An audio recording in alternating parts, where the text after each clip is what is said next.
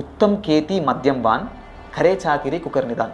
Organic అంటే scam. రైతును ఎలా చూపిస్తారంటే ఒక బీదైన ఒక ఎండిపోయిన నేల ఒక ఇట్లా ఏదో ఆకాశం వైపు చూస్తున్నట్టు ఒక గోచి కట్టుకున్న ఫార్మర్ని చూపిస్తారు. అంటే ఇప్పుడున్న రైతులు రాజు అంటే రైతు వచ్చి మనం చెప్తాం కొడతా అంటాడు.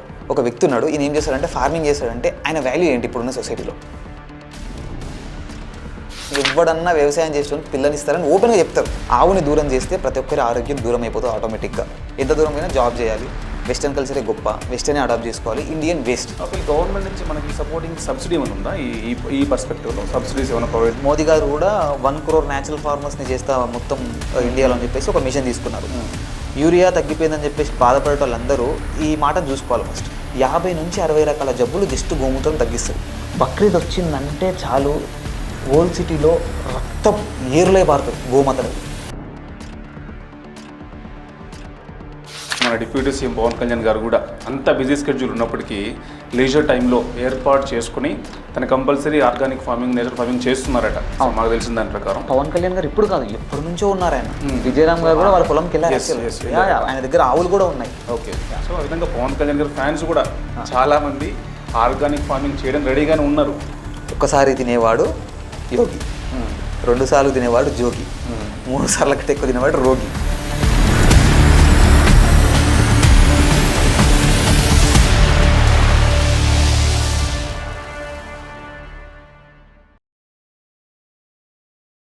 రీసెంట్గా ప్రొఫెసర్ జయశంకర్ అగ్రికల్చర్ యూనివర్సిటీలో సైంటిస్ట్గా పనిచేసే నా ఫ్రెండ్ కలవడం జరిగింది.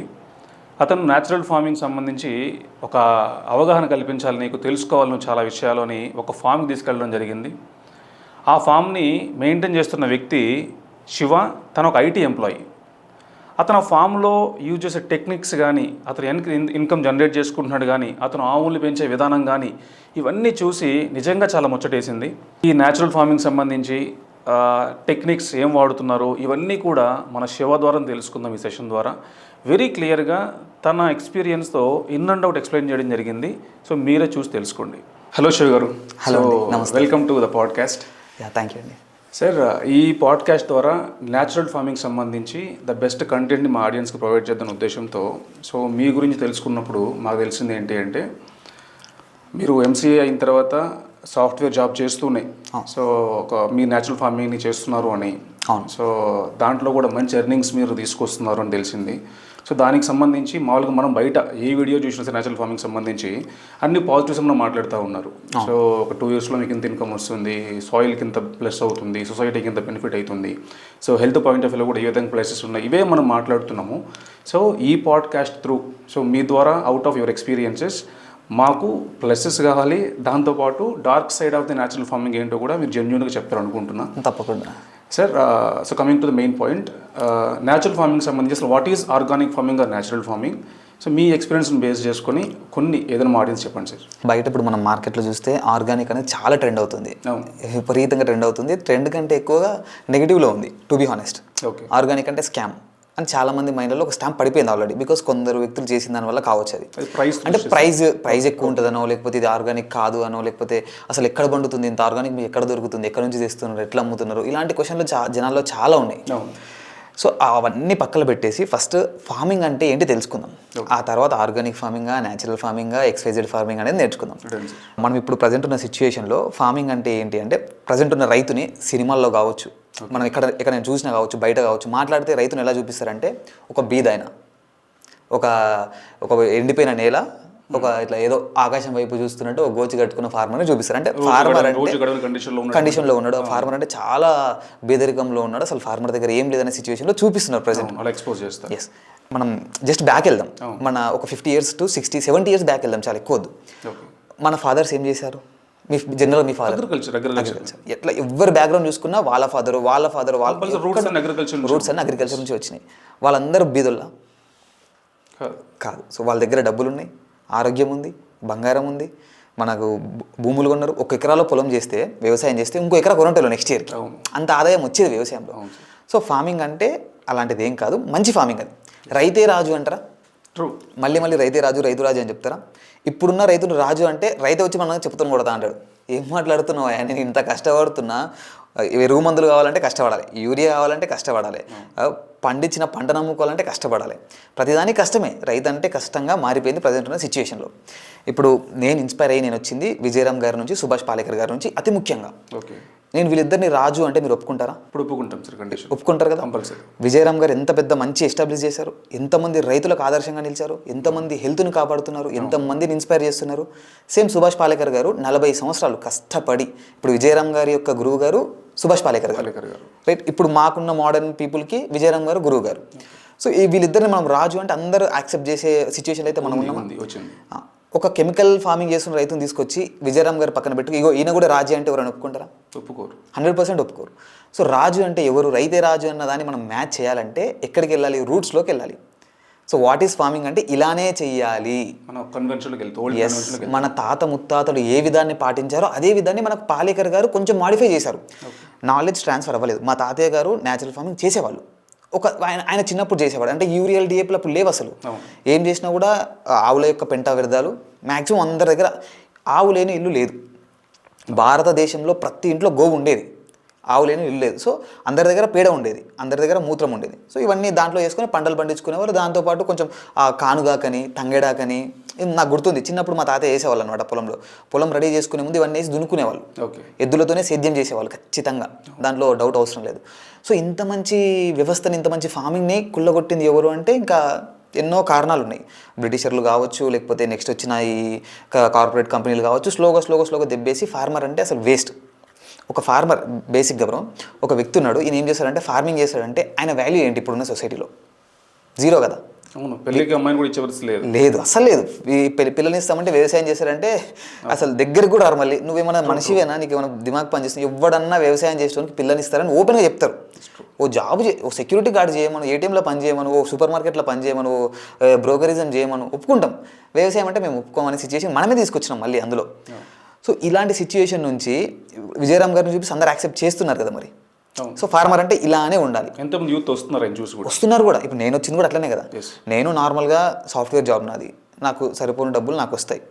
ఎక్కువ రాకపోయినా నా జీవనానికి సరిపోయినా నాకు వస్తాయి. నేను హ్యాపీగానే ఉన్నా. ట్రిప్స్, ఎంజాయ్లు, గోవాలు, పబ్బులు, బీచ్లు ఇవన్నీ నేను అన్నీ చేశాను. ట్రావెలింగ్ చేశాను, చాలా కంటెంట్ చేశాను, చాలా తిరిగాను కూడా.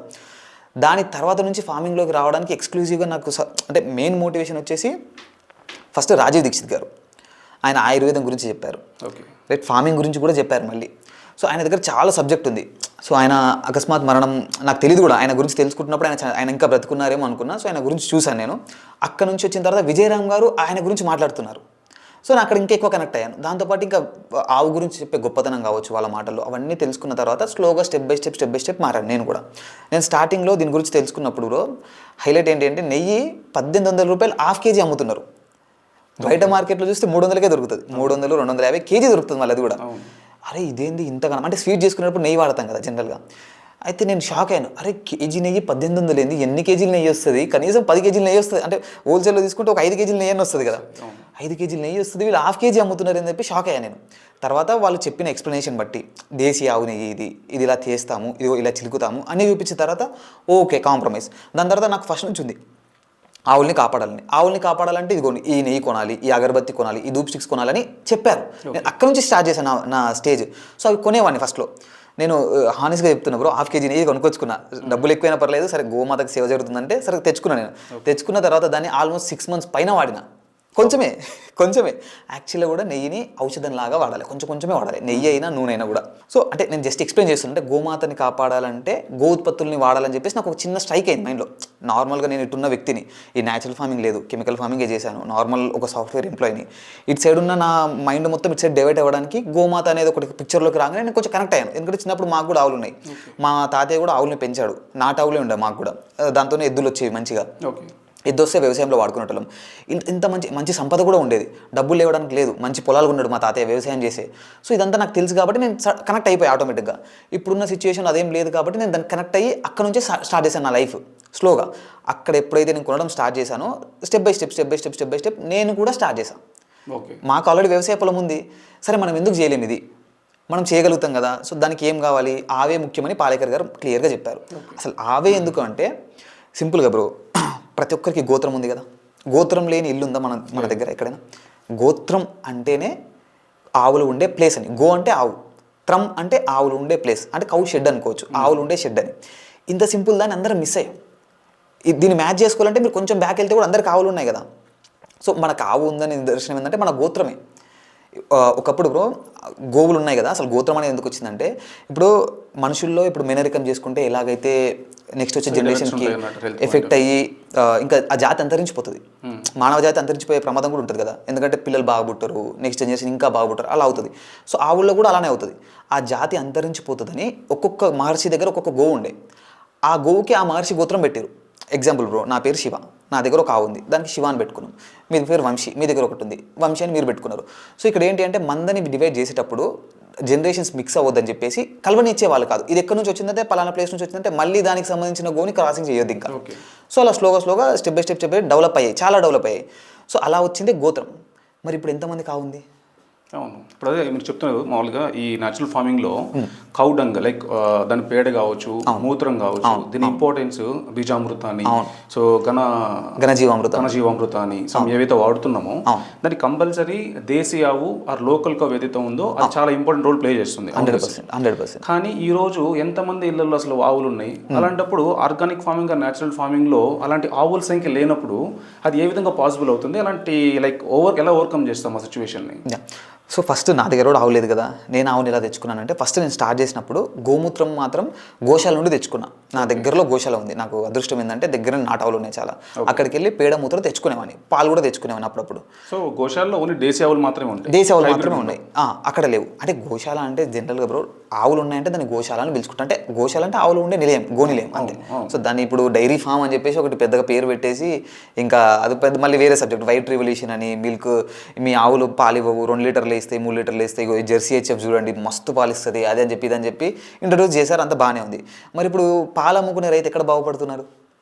పాలు అమ్ముకునే రైతు రోడ్డు మీదకి వచ్చి ఏడుస్తున్నాడు. అరే దానా రేటుకి 1 లీటర్ పాల రేటుకి సేమ్ అయిపోయింది. ఆయన దానా పెట్టాలి, గడ్డి పెట్టాలి, దానికి నీళ్ళు ఆపాలి, మెయింటైన్ చేసుకోవాలి, వర్కరు అన్నీ వేసుకుంటే 40 రూపాయలు లీటర్ ఇస్తే ఆయన పరిస్థితి ఏంటి? సో అదంతా ఒక మోసం. రైతుల్ని ఎట్లా మోసం చేయాలో అలా ఆ స్టేజ్లో మోసం చేశారు.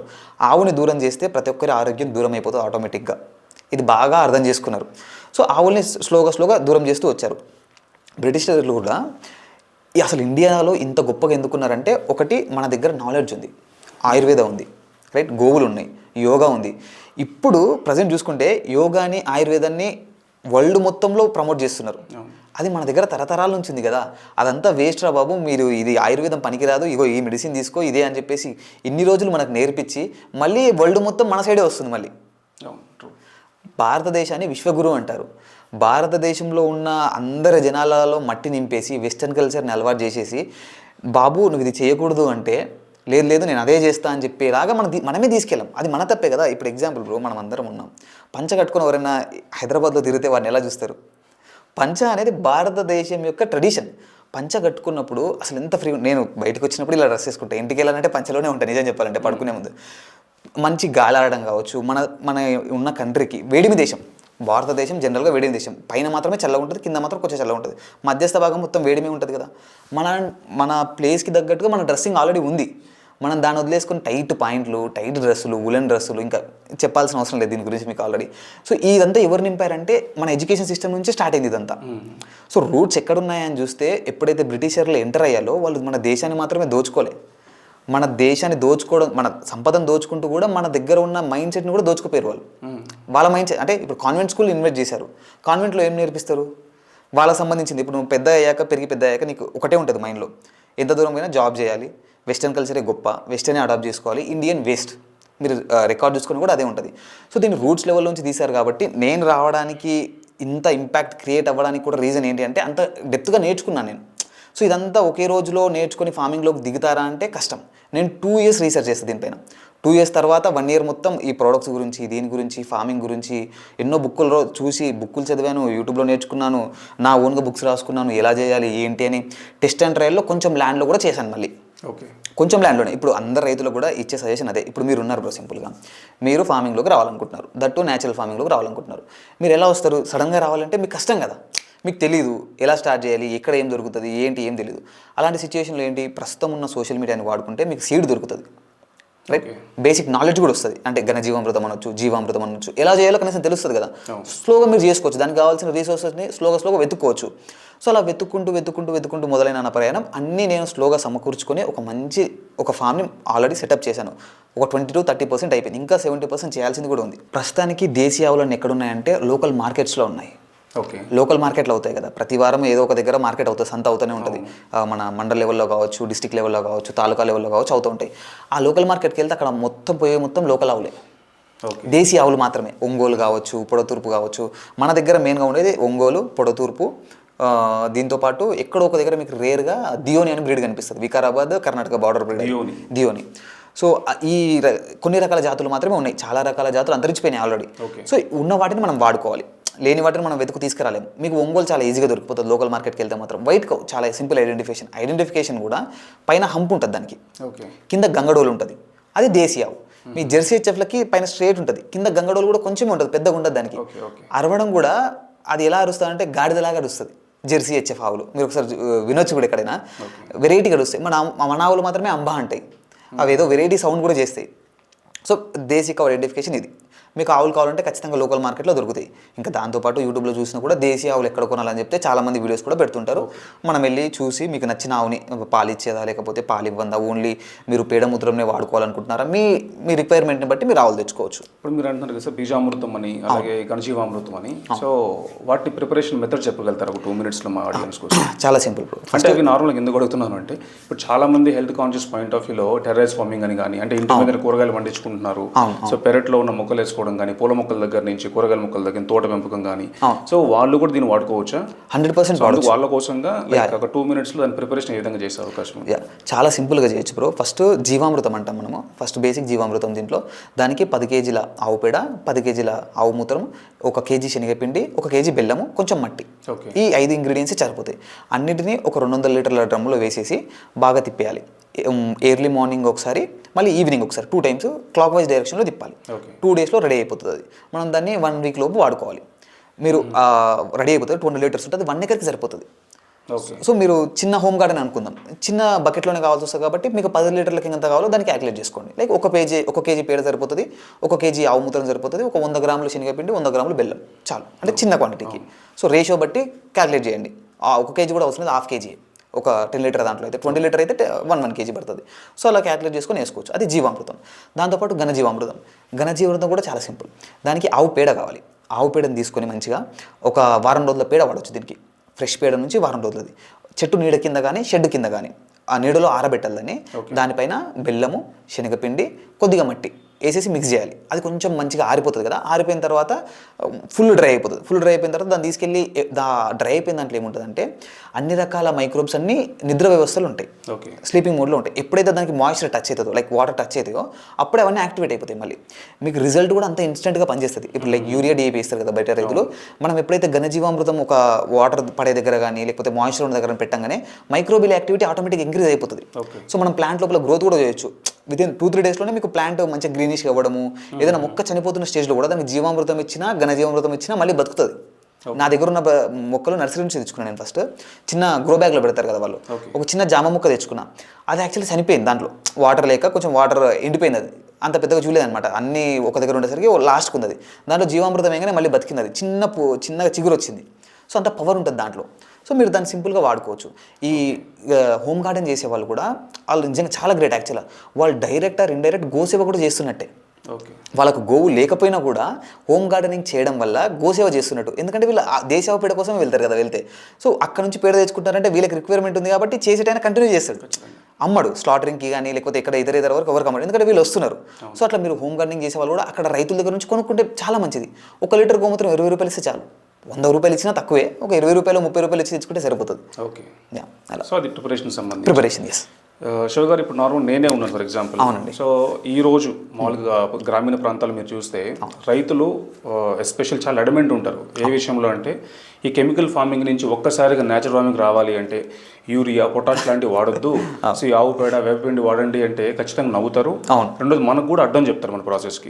ఆ సిచ్యువేషన్ మార్కెట్లో ఉంది. సరే ఈ రోజు నేనే వద్దాం అనుకుంటున్నా, నేనే ఈ ఫార్మింగ్ చేద్దాం అనుకుంటున్నా. సో ఒక బిగినర్ లెవెల్ నుంచి అంటే ఇప్పటి వరకు గత కొద్ది సంవత్సరాల నుంచి మా పొలాన్ని కెమికల్ ఫార్మింగ్తో వాడున్నాం. సో ప్రతి సంవత్సరం ఎకరాకి ఎంత అయితే అవసరమో దానికంటే ఎక్కువ మొత్తంలో నేను యూరియా కూడా ఇచ్చేస్తున్నాం మనకి. అలాంటి కండిషన్లో సాయిల్ ఏదైతే ఉందో దాన్ని ఈ రోజు నేను స్టార్ట్ చేయాలి ఆర్గానిక్ ఫార్మింగ్ అన్నప్పుడు నాకు మీరు ఇచ్చే అడ్వైస్ ఏంటి అంటే డే 1 నుంచి నేను ఎలా స్టార్ట్ చేయాల్సి వస్తుంది.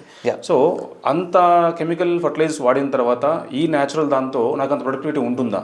సో నాకు డెప్త్ పాయింట్ ఆఫ్ వ్యూలో కావచ్చు, ఇన్కమ్ పాయింట్ ఆఫ్ వ్యూలో కావచ్చు, అలా 2-3 సంవత్సరాలు సస్టైన్ అవ్వాల్సిన అవసరం కూడా ఉంటుంది కదా. సో ఒక బిగినర్కి డే 1 నుంచి అలాంటి నేలలో మీరు ఎలాంటి ఇన్పుట్స్ ఇవ్వాలనుకుంటున్నారు? బేసిక్గా బ్రో మీరు అడిగిన క్వశ్చన్ 100% వ్యాలిడ్. నేను ఈవెన్ ఫార్మింగ్ స్టార్ట్ చేసినప్పుడు కూడా చుట్టుపక్కల నవ్వడము, నీకెందుకు నువ్వు సాఫ్ట్వేర్ జాబ్ చేసుకుంటున్నావు, నీకు కష్టం ఎందుకు, అసలు అవసరం ఏంది అన్నట్టుగా మాట్లాడారు చాలామంది. అందరు ఏమనుకుంటారు అంటే వ్యవసాయం అంటే కష్టం అనుకుంటారు, కానీ ఆ కష్టంలో చాలా సుఖం ఉంటుంది. సో అది ఎక్స్పీరియన్స్ చేస్తే కానీ తెలియదు. సో మీరు అడిగిన క్వశ్చన్లో బేసిక్గా బ్రో మీ ల్యాండ్స్ అన్నీ ఆల్రెడీ చాలా యూరియా డిఏపీ వేశారు, విపరీతంగా వేశారు. సో ల్యాండ్స్ ఏం పండట్లేదు. ఒకప్పుడు ఒక 10 క్వింటాలు 20 క్వింటాలు పండేది, ఇప్పుడు 5 క్వింటాలకే వచ్చేసింది అనుకుందాం ఎగ్జాంపుల్. అలాంటి ల్యాండ్ ఏమవుతుందంటే స్లోగా చనిపోతుంది.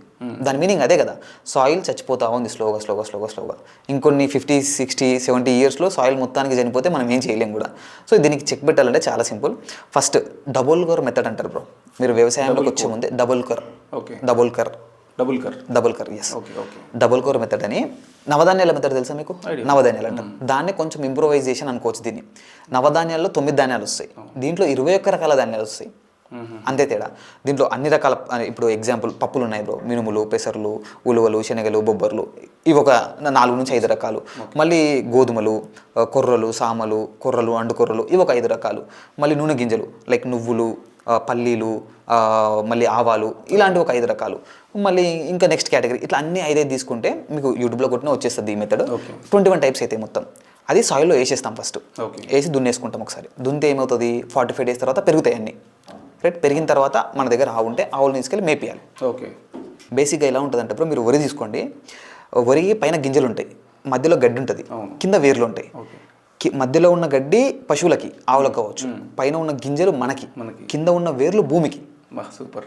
సో దీంట్లో మనం డబుల్ కోర్ మెథడ్లో ఏమవుతుందంటే అన్ని రకాల మనకి సాయిల్కి కావాల్సిన అన్నీ వేస్తున్నాం కదా గింజలు. సో అన్నీ వచ్చేస్తాయి, మన మైక్రో కావచ్చు, మ్యాక్రో కావచ్చు, అన్ని రకాల న్యూట్రియన్స్ సాయిల్కి అందిస్తున్నాం మనమే. సో సాయిల్ సజీవంగా మారడానికి ఎక్కువ ఛాన్స్ ఉంటుంది. సో అదే main important double core method. అందుకే డబుల్ కోర్ మెథడ్లో వేసాం ఇవన్నీ. సో వేసిన తర్వాత నెక్స్ట్ స్టెప్ ఏంటి, ఆవులు తీసుకెళ్ళి మేపించాం 40-45 డేస్ తర్వాత రూట్ వెటర్ కొట్టేసారు మంచిగా పొలాన్ని మొత్తం. రూట్ వెటర్ కొట్టేస్తే రెడీ, పొలం రెడీ అయిపోయింది, మీకు రెడీ ఇంకా చేసుకోవచ్చు. ఇంకా మీకు ఒకవేళ భయం ఉంది, మా పొలంలో చాలా విపరీతమైన కెమికల్స్ ఉన్నాయి, పండుతుందో నాకు ఫస్ట్ ఇయర్ చాలా మంచి రిజల్ట్ రావాలని మీకు లోపల ఉంది. బేసిక్గా మనము న్యాచురల్ ఫార్మింగ్ కన్వర్ట్ అయినప్పుడు 3 years పడుతుంది బ్రో, మంచి గొప్పగా ల్యాండ్ కన్వర్ట్ అవ్వడానికి. ఆ 3 years తర్వాత మీ దగ్గర ఎఫెక్ట్స్ పెట్టాల్సిన అవసరం కూడా లేదు. ల్యాండ్ ఆల్రెడీ ఫెర్టిలిటీ చాలా ఉంటుంది కాబట్టి మీరు లోయెస్ట్ మెయింటెనెన్స్లో ఫార్మ్ని రన్ చేయొచ్చు 3 years తర్వాత. బట్ మీరు మీ మైండ్లో ఒకటి ఏముందంటే కెమికల్స్ చాలా ఉన్నాయి, పండుతుందని డౌట్ ఉందనుకోండి, మీరు అప్పుడు ఏం చేయాలంటే నేను చెప్పిన డబుల్ కోర్ మెథడ్ని 3 times రిపీట్ చేయండి. 4.5 to 5 months పడుతుంది, 6 months అనుకుందాం యావరేజ్. 6 monthsలో మీ ల్యాండ్ కంప్లీట్గా రెడీ అవుతుంది. లేదు నాకు కాన్ఫిడెన్స్ ఉంది, ల్యాండ్ బాగానే ఉంది, ఒకసారి సరిపోతుంది అనుకుంటే ఒకేసారి స్టార్ట్ చేయండి. ఇంకా సింపుల్గా సాయిల్ టెస్ట్ రూపాయి ఖర్చు లేకుండా ఎట్లా వేసుకోవాలో చెప్తా. అదే అడుగుదాం అనుకుంటున్నాను. నార్మల్ సాయిల్ టెస్ట్ అంటే ఈ రోజు ఎన్పీకే రేషియో ఎంత ఉంది, సాయిల్ హెల్త్ ఎలా ఉంది తెలుసుకోవాలి అంటే చాలా కాస్ట్లీ మెథడ్స్ ఉన్నాయి. సో అలా రూరల్ ఏరియాస్లో తక్కువ ఖర్చు టైప్ మెథడ్ అడుగుదాం అనుకున్నా, మీరే చెప్తా ఉన్నారు. సో సింపుల్గా బ్రో, దేశీ ఆవును తీసుకెళ్ళి మన పొలంలో కట్టేస్తే పేడేస్తుంది. పొద్దున కట్టేసినాం అనుకున్నాం, ఎప్పుడు పేడేసింది. మనం సాయంత్రానికి వెళ్ళి చూస్తే దాని కింద పొరలు రంధ్రాలను ఉంటాయి, ఓకే, పైనుంచి హోల్స్ అని వస్తాయి. దాని మీనింగ్ ఏంటి అంటే మన సాయిల్లో మైక్రోబ్స్ ఇంకా ఉన్నాయి, హ్యాపీగా మనం వ్యవసాయం చేసుకోవచ్చు. యాక్చువల్గా అయితే మన సాయిల్లో బ్రో ఎలా ఉంటుందంటే, న్యాచురల్ ఫార్మింగ్ గొప్ప విషయం ఏమిటి అంటే, మనం ఎప్పుడైతే జీవామృతం అన్నా ఘనజీవామృతమైనా ఇవి ఇచ్చామనుకోండి సాయిల్కు, 18 feet లోపల నిద్ర వ్యవస్థలో ఉన్న వానపాములు పైకి వస్తాయి. అసలు ఫార్మింగ్ చేసేది రైతు కాదు, వానపాములు. ఫార్మర్ ఫ్రెండ్ ఎవరు అంటే వానపాములు అని చాలా మంది చెప్తారు. మీరు జనరల్ బుక్స్లో కూడా చదివి ఉంటారు ఎక్కడెక్కడ అగ్రికల్చర్ గురించి చూసినప్పుడు. ఎర్త్వామ్స్ ఎందుకు అంత ఇంపార్టెంట్ అంటే అవి అంత మంచి గొప్ప పని చేస్తాయి. వర్షపు నీటిని లోపలికి ఇంకిస్తాయి డైరెక్ట్గా. 18 feet అంటే డైరెక్ట్ అండర్ గ్రౌండ్కే వెళ్ళిపోతాయి కదా. సో అంత గొప్ప పని చేస్తాయి. వానపాములు ఒక గుప్పడి యూరియా వేస్తే చనిపోతాయి. సో అంత గొప్ప విషయం జీవామృతంలో ఉంది. సో జీవామృతం ఇవ్వగానే మన సాయిల్ మొత్తం రెడీ అయిపోతుంది. అడిగారు కదా మీరు సాయిల్ టెస్ట్ చేసుకోవాలని. సో ఇంత గొప్ప వ్యవస్థ ఆల్రెడీ ఉన్న తర్వాత ఎగ్జిస్టెన్స్లో జీవామృతం అని పాలేకర్ గారు 40 సంవత్సరాలు కష్టపడి మన కోసం ఇచ్చారు. ఆయన విజయరామ్ గారు దీన్ని ఒక 10-15 సంవత్సరాల నుంచి ఆయన ప్రమోట్ చేస్తున్నారు. దీని విధానాలను చూసి ఎంతోమంది రైతులు మారి ముందుకొచ్చి ఇదే విధానాన్ని ఫాలో అవుతున్నారు. సో ఇంత గొప్పది ఉన్న తర్వాత మనకు అనుమానం ఎందుకు? ఇంకా మీకు అనుమానం ఇంకా ఉంది అనుకుంటే చిన్న ల్యాండ్లో ట్రై చేయండి, రిజల్ట్ ట్రై చేయొచ్చు. ఒక 2 గుంటలు చాలు. ఓకే, 200 గజాలు అనుకోండి, 250 గజాలు. 250 గజాలు అంటే చిన్న ప్లేస్, ఒక 2 ఇల్లులు ఉన్నంత ప్లేస్. దాంట్లో ట్రై చేయండి. వర్కౌట్ అయింది అనుకుంటేనే మొత్తం విస్తరం చేయండి. ఓకే, అప్పుడు మీకు రియల్ టైం ప్రాబ్లం ఎలా ఉంటుంది, ఏమవుతుంది అన్నీ తెలుస్తాయి కదా. అంటే ఒక కెమికల్ ఫార్మింగ్ నుంచి న్యాచురల్ ఫార్మింగ్ ట్రాన్సిషన్ ఫేజ్లో ఇది చేసుకోవాలి. ఇది చేసుకున్నప్పుడు మంచి ట్రాన్సిషన్ జరుగుతుంది. ఇంకా మన ఘనజీవామృతం ఒక 10%, ఒక 90% మన ఆవు పేడ తీసుకొని మొత్తం కలిపేసుకొని పొలం అంతా చల్లుకోవచ్చు. ఓన్లీ ఘనజీవామృతమే చల్లుకుంటాము అంటే 100 నుంచి 200 కేజీలు ఎకరాకి సరిపోతుంది. ఓకే, ఈ మెథడ్కి సంబంధించి మనం ఓకే అనుకున్నాము. చిన్న డౌట్ ఏంటి అంటే, ఇప్పుడు నేనే కన్వర్ట్ అయ్యాను సార్, నేనే చేద్దాం అనుకుంటున్నా. సో నా చుట్టూ చాలా మంది పొలాలు ఉన్నాయి, దాంట్లో ప్యాడీ కానీ, షుగర్ కేన్ కానీ, కాటన్ కానీ వాళ్ళు పండిస్తూ ఉన్నారు. వాళ్ళు మాత్రం కెమికల్ ఫార్మింగే చేస్తూ ఉన్నారు. సో నేను మిడిల్లో నా ల్యాండ్ ఉంది, ఒక 1 acre 2 acres ల్యాండ్ ఉంది. నేను న్యాచురల్ ఫార్మింగ్ కన్వర్ట్ అయ్యాను. నేను వాడుతున్నది యూరియా, పొటాష్ వాడట్లేదు. మీరు చెప్పిన బీజామృతం, ఘనజీవామృతం వాడుతున్నా. అక్కడ చుట్టుపక్కల ఉన్న పొలాలు ఏవైతే ఉన్నాయో, సో వాటికి వచ్చిన పెస్ట్ ఎఫెక్ట్ అనేది ఈ ల్యాండ్కి లైక్ ఈ నా పంటకు ఉండదా? సో నేను వాడే పెస్టిసైడ్స్ కానీ సరిపోతాయి వాటికి సంబంధించి? Simple bro. మన ల్యాండ్ ఉంది కదా, ఫామ్ డిజైనింగ్ అనేది మోస్ట్ ఇంపార్టెంట్ దీంట్లో. సో మన ఫామ్ ఇది బ్రో. ఎగ్జాంపుల్ ఇక్కడ మన ఫామ్ ఉంది, దీంట్లో చుట్టుపక్కల వేరే ఫామ్స్ ఉన్నాయి, వాళ్ళందరూ కెమికల్ చేస్తున్నారు. సో చేస్తున్నప్పుడు మనం ఏంటి అంటే, అతి ముఖ్యంగా అవతలలో వాటర్ మన దాంట్లోకి రావద్దు. ఓకే, వాళ్ళు కెమికల్ వేసి ఉంటారు కదా, యూరియా వేస్తారు, వర్షం పడింది, ఆ వర్షపు నీరు మన దాంట్లోకి రాకుండా చూసుకోవాలి మనం. ఫస్ట్ మెయిన్ బాధ్యత అది. ఓకే, సో దానికి ఏం చేయొచ్చు మనం ఆప్షను, పొలం చుట్టూతో కాలువ తీపియాలి. కాలువ తీపించుకుంటే ఏమవుతుంది, వర్షం నీళ్ళు పడ్డాయి, వాళ్ళ ఒకవేళ గుంతలు పడ్డా కూడా సైడ్ నుంచి వెళ్ళిపోతాయి. ఓకే, సేమ్ పొలం చుట్టూతో మంచి ట్రెంత్ తీసుకుంటే మన పొలంలోనే వాటర్ ఇంకిపోయేలాగా ఒక సెటప్ చేసుకోవాలి. మళ్ళీ వర్షపు నీటిని బయటకు వదలకూడదు, బయట నుంచి వచ్చిన పొలాల నీళ్ళు బయటకు వెళ్ళిపోయేలాగా సెటప్ చేయాలి. మన పొలంలో పడ్డ నీళ్ళన్నీ వచ్చేసి లాస్ట్కి మన పొలంలోనే మళ్ళీ ఇంకిపోవాలి. అప్పుడు ఇప్పుడు సమ్మర్ రాగానే బోర్లో వాటర్ ఎండిపోయాని బాధపడతారు చాలా మంది రైతులు, కూడా వ్యవసాయం ఆపేస్తారు. సో ఆ ఇబ్బంది కలగకుండా మనం రెయిన్ వాటర్ని కూడా సేవ్ చేసుకోవాలి. వర్షపు నీటిని ఎంత దాచుకుంటే అంత మంచిది. రైట్. విజయరామ్ గారు ఒక గొప్ప విషయం కూడా చెప్పారు. మీకు 2 ఎకరాల పొలం ఉందనుకుందాం, మీకు దేవుడు మీకోసం గాల్లో ఇంకో 2 ఎకరాల పొలం పెట్టాడు. రైట్. కింద ఉన్నామా మనం పొలంలో నిలబడ్డాం, పైన అంతా మనదేగా. హైదరాబాద్ లాగా ఫ్లాట్ లాగా కాదుగా, ఈ ఫ్లాట్ మనది అయితే పైన ఓడుతూ ఉంటుంది. కానీ పొలంకి వెళ్తే మాత్రం పైన ఆకాశం నుంచి కింద వరకు మొత్తం మనదే.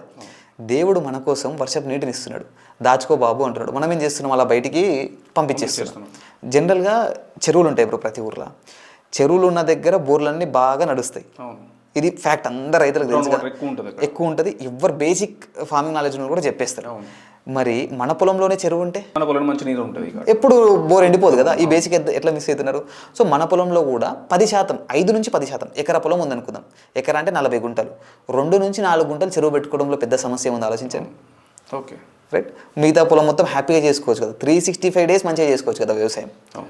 And bore water recharge technique కూడా ఒకటి ఉంటుంది, డైరెక్ట్ బోర్ వల్లనే రీఛార్జ్ చేయొచ్చు మనం, అది డిఫరెంట్ కాన్సెప్ట్. మళ్ళీ ఇదైతే బేసిక్ ఎవరైనా చేసుకోవచ్చు.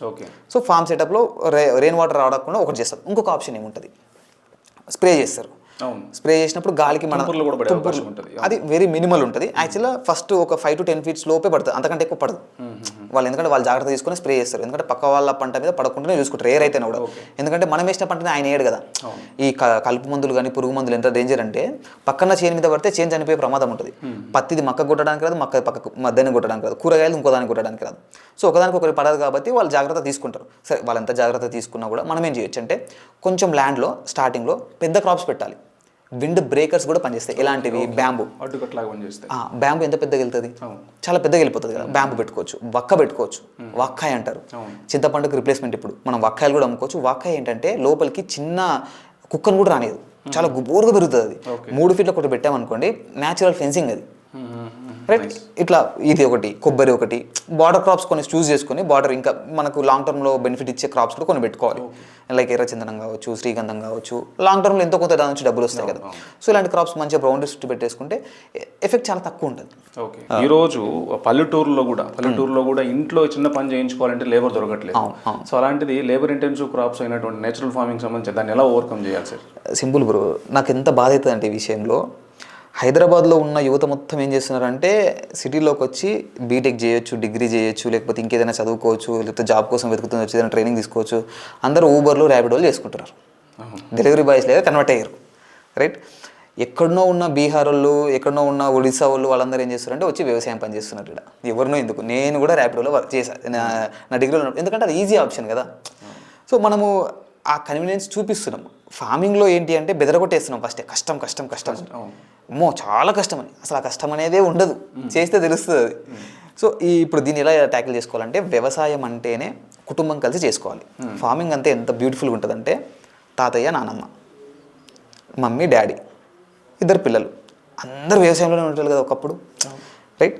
ఇప్పుడు తాతయ్య నాయనమ్మ మంచిగా సలహాలు ఇస్తూ డాడీ పొలంలో పని చేస్తుంటే మమ్మీ ఇంట్లో వండుతుంది, తీసుకొని వెళ్తుంది పొద్దున్నే, తీసుకెళ్ళి తిని పిల్లలు కూడా ఏదో కొంచెం కొంచెం సహాయం చేసుకునేటోళ్ళు. వ్యవసాయం అంటేనే అది. ఇంకొకటి ఏంది, పొలం పక్కన పొలం వాళ్ళు హెల్ప్ చేసుకునేవాళ్ళు, కూలీలని ఏం లేదు, బదులు వెళ్ళేవాళ్ళు అప్పట్లో. మా పొలంలో ఈరోజు విత్తనాలు పెడితే రేపు పొలంలో ఇక్కడ, రేపు పొలంలో అక్కడక్కడ అట్లా డిస్ట్రిబ్యూషన్ చేసుకునేవాళ్ళు. సో ఇప్పుడు ఈ ప్రాసెస్ స్టిల్ విలేజెస్లో ఇంకా కంటిన్యూ అవుతుంది బై గాడ్స్ గ్రేస్. కొన్ని ప్రాంతాల్లో కంటిన్యూ అవుతుంది, కొన్ని ప్లేసెస్లో అసలు లేదు ఇది. ఇంకా లేబర్ని బయట నుంచి తెచ్చుకోవాలి, లేకపోతే బీహార్ నుంచి తెచ్చుకోవాలి, ఒడిశా నుంచి తెచ్చుకోవాలి, ఇదే ప్లాన్ అందరికీ. సో ఇది అందరూ దృష్టిలో పెట్టుకోవాలి. ఏంటంటే ఫ్యామిలీ సపోర్ట్ పెట్టుకోవడానికి ట్రై చేయాలి. ఓకే, సరే వాళ్ళు ఎంతవరకు సపోర్ట్ చేస్తారా లేదా, వాళ్ళు ఎంతవరకు క్యాపబిలిటీ ఉందనేది పక్కన పెట్టేస్తే వాళ్ళ సపోర్ట్ తీసుకోవాలి, వాళ్ళు 100% ఒప్పించడానికి ట్రై చేయాలి. ఫ్యామిలీ ఒప్పుకుంటేనే వ్యవసాయం అవుతుంది, లేదంటే చాలా కష్టమైపోతుంది. ఓన్గా చేసుకోవాలంటే అదేం లక్షలు కోట్లు వచ్చేది పని కాదు అది. సో డబ్బులు ఉన్నాయి, లేవని చెప్పడానికి లేదు, కానీ కష్టం కూడా ఉంటుంది కదా, టైంకి చేయాలి. ఇప్పుడు లేబర్ మీద డిపెండ్ అయినప్పుడు ఈరోజు నువ్వు ఇక్కడ టమాటో తెంపితేనే నీకు వస్తాయి డబ్బులు. టమాటో తెంపడానికి ఎవరు రావట్లేరు, నీ దగ్గర క్రాప్ రెడీగా ఉంది, టమాటో తెంపకపోతే డబ్బులు ఎట్లా వస్తాయి? ఎగ్జాంపుల్ సింపుల్, ఒక స్ప్రే చేయాలి, ఈరోజే స్ప్రే చేయాలి, అది రేపు స్ప్రే చేస్తా అంటే పంట లాస్ అవుతాం. సో ఇది బేసిక్స్. బ్రో ఫస్ట్ టైం కొత్తగా వచ్చేటోళ్ళు ఎవరైతే ఉన్నారో సో వాళ్ళకి ఏదైతే ట్రైనింగ్ అనేది ప్రొవైడ్ చేస్తారో దాని గురించి ఒక ఇన్డెప్త్ నాలెడ్జ్ కోసమనో లేకుంటే ఎలా స్టార్ట్ చేయాలి అనే దానికోసం ఏమన్నా బయట దొరుకుతుంది అట్లా కోచింగ్? యా ఇప్పుడు విజయరామ్ గారు చాలా చేశారు బ్రో. నేను అలానే వెళ్ళి తెలుసుకున్నాను యాక్చువల్గా. నేను యూట్యూబ్లో చూడడము, బుక్లో చూసి రీసెర్చ్ చేయడమే ఉండే ఫస్ట్లో. తర్వాత ఎప్పుడైతే ప్రాక్టికల్ సెషన్ పెడుతున్నారు అనగానే పరిగెత్తుకు వెళ్ళిపోయా. నెక్స్ట్ డేనే ఈ రోజు నాకు పోస్ట్ కనిపించింది, నెక్స్ట్ డే ఇమీడియట్గా రిజిస్టర్ అయిపోయి వెళ్ళిపోయాను అనమాట. అది ఫేస్బుక్లో వచ్చింది పోస్ట్ యాక్చువల్గా నాకు. సో కొంచెం ఫేస్బుక్లో ఇప్పుడు యూట్యూబ్లో ఈజీగా పెట్టేస్తుంటారు. అంతే, ఇప్పుడు విజయరామ్ గారి ఫామ్ వికారాబాద్లో ఉంది. ఆ వికారాబాద్ వెళ్ళి అక్కడనే ఉండి నేర్చుకున్నారు. 2-3 టైమ్స్ వెళ్ళాను. ఒకసారి పాలేకర్ గారు కూడా వచ్చారు, అప్పుడు కూడా వెళ్ళా. సో ఆయన లైవ్గా చూపిస్తూ ఎక్స్ప్లెయిన్ చేయడం అదంతా మంచి ఎక్స్పీరియన్స్. యాక్చువల్గా మంచి ఎక్స్పీరియన్స్ వస్తుంది, నాలెడ్జ్ కూడా వస్తుంది మనకి. వన్ డే సెషన్సే. నేను కూడా ఇప్పటికి ఒక 3-4 ఈవెంట్స్ పెట్టాను మా పొలంలో. ఫస్ట్ టైం ఆర్గానిక్ మాండే అని మనకి కర్ణాటక బేస్డ్ వాళ్ళు. సో వాళ్ళతో పెట్టినప్పుడు 800 ఫార్మర్స్ వచ్చారు ఈవెంట్కి. 300 అనుకున్నాం, మా పొలంలోనే పెట్టాం. 800 మెంబర్స్ వచ్చారు, చాలా బాగా అయింది. అప్పుడు విజయరామ్ గారు కూడా వచ్చారు మా పొలానికి. దాని తర్వాత రీసెంట్గా మళ్ళీ ఇంకొక ఈవెంట్ చేసాం ఒక 160 మెంబర్స్తో. అది కంప్లీట్ న్యాచురల్ ఫార్మింగ్, మళ్ళీ cow based products. Cow products ఇప్పుడు సోప్స్ కానీ, ధూప్ స్టిక్స్ కానీ, అగరబత్తి కానీ ఇలాంటివి ఎట్లా చేసుకోవాలి, దీంతో పాటు మళ్ళీ న్యాచురల్ ఫార్మింగ్ ఎలా స్టార్ట్ చేయాలి. మళ్ళీ దాంట్లో వాల్యూ అడిషన్ కింద మా దగ్గర ఎద్దు గానుగు ఉంది. ఇప్పుడు ఎద్దుల్ని కాపాడాలంటే గానుగు ఉండాలి కదా, గానుగు ఎలా పెట్టుకున్నాం. మళ్ళీ గోబర్ గ్యాస్ ఇలా, మళ్ళీ దేశీ ఆవులు ఉన్నాయి, మొత్తం దేశీ ఆవులను ఎలా మెయింటైన్ చేస్తున్నాము, మళ్ళీ ఫుడ్ ఫారెస్ట్ మోడల్ ఎలా ఉంది, అసలు 5 లేయర్ టెక్నిక్ ఏంటి, ఇలాంటి విషయాలన్నీ ట్రైనింగ్లో ఎక్స్ప్లెయిన్ చేసాం. ఇలా చేసినప్పుడు ఏమవుతుందంటే స్టార్టింగ్ చేయాలనుకునే వాళ్ళకి మస్తు చాలా ఇంట్రెస్ట్ ఉంటుంది, ప్రాక్టికల్ నాలెడ్జ్ ఉండదు. ఇది ఒక ప్రాక్టికల్ బూస్ట్ లాగా పనిచేస్తుంది.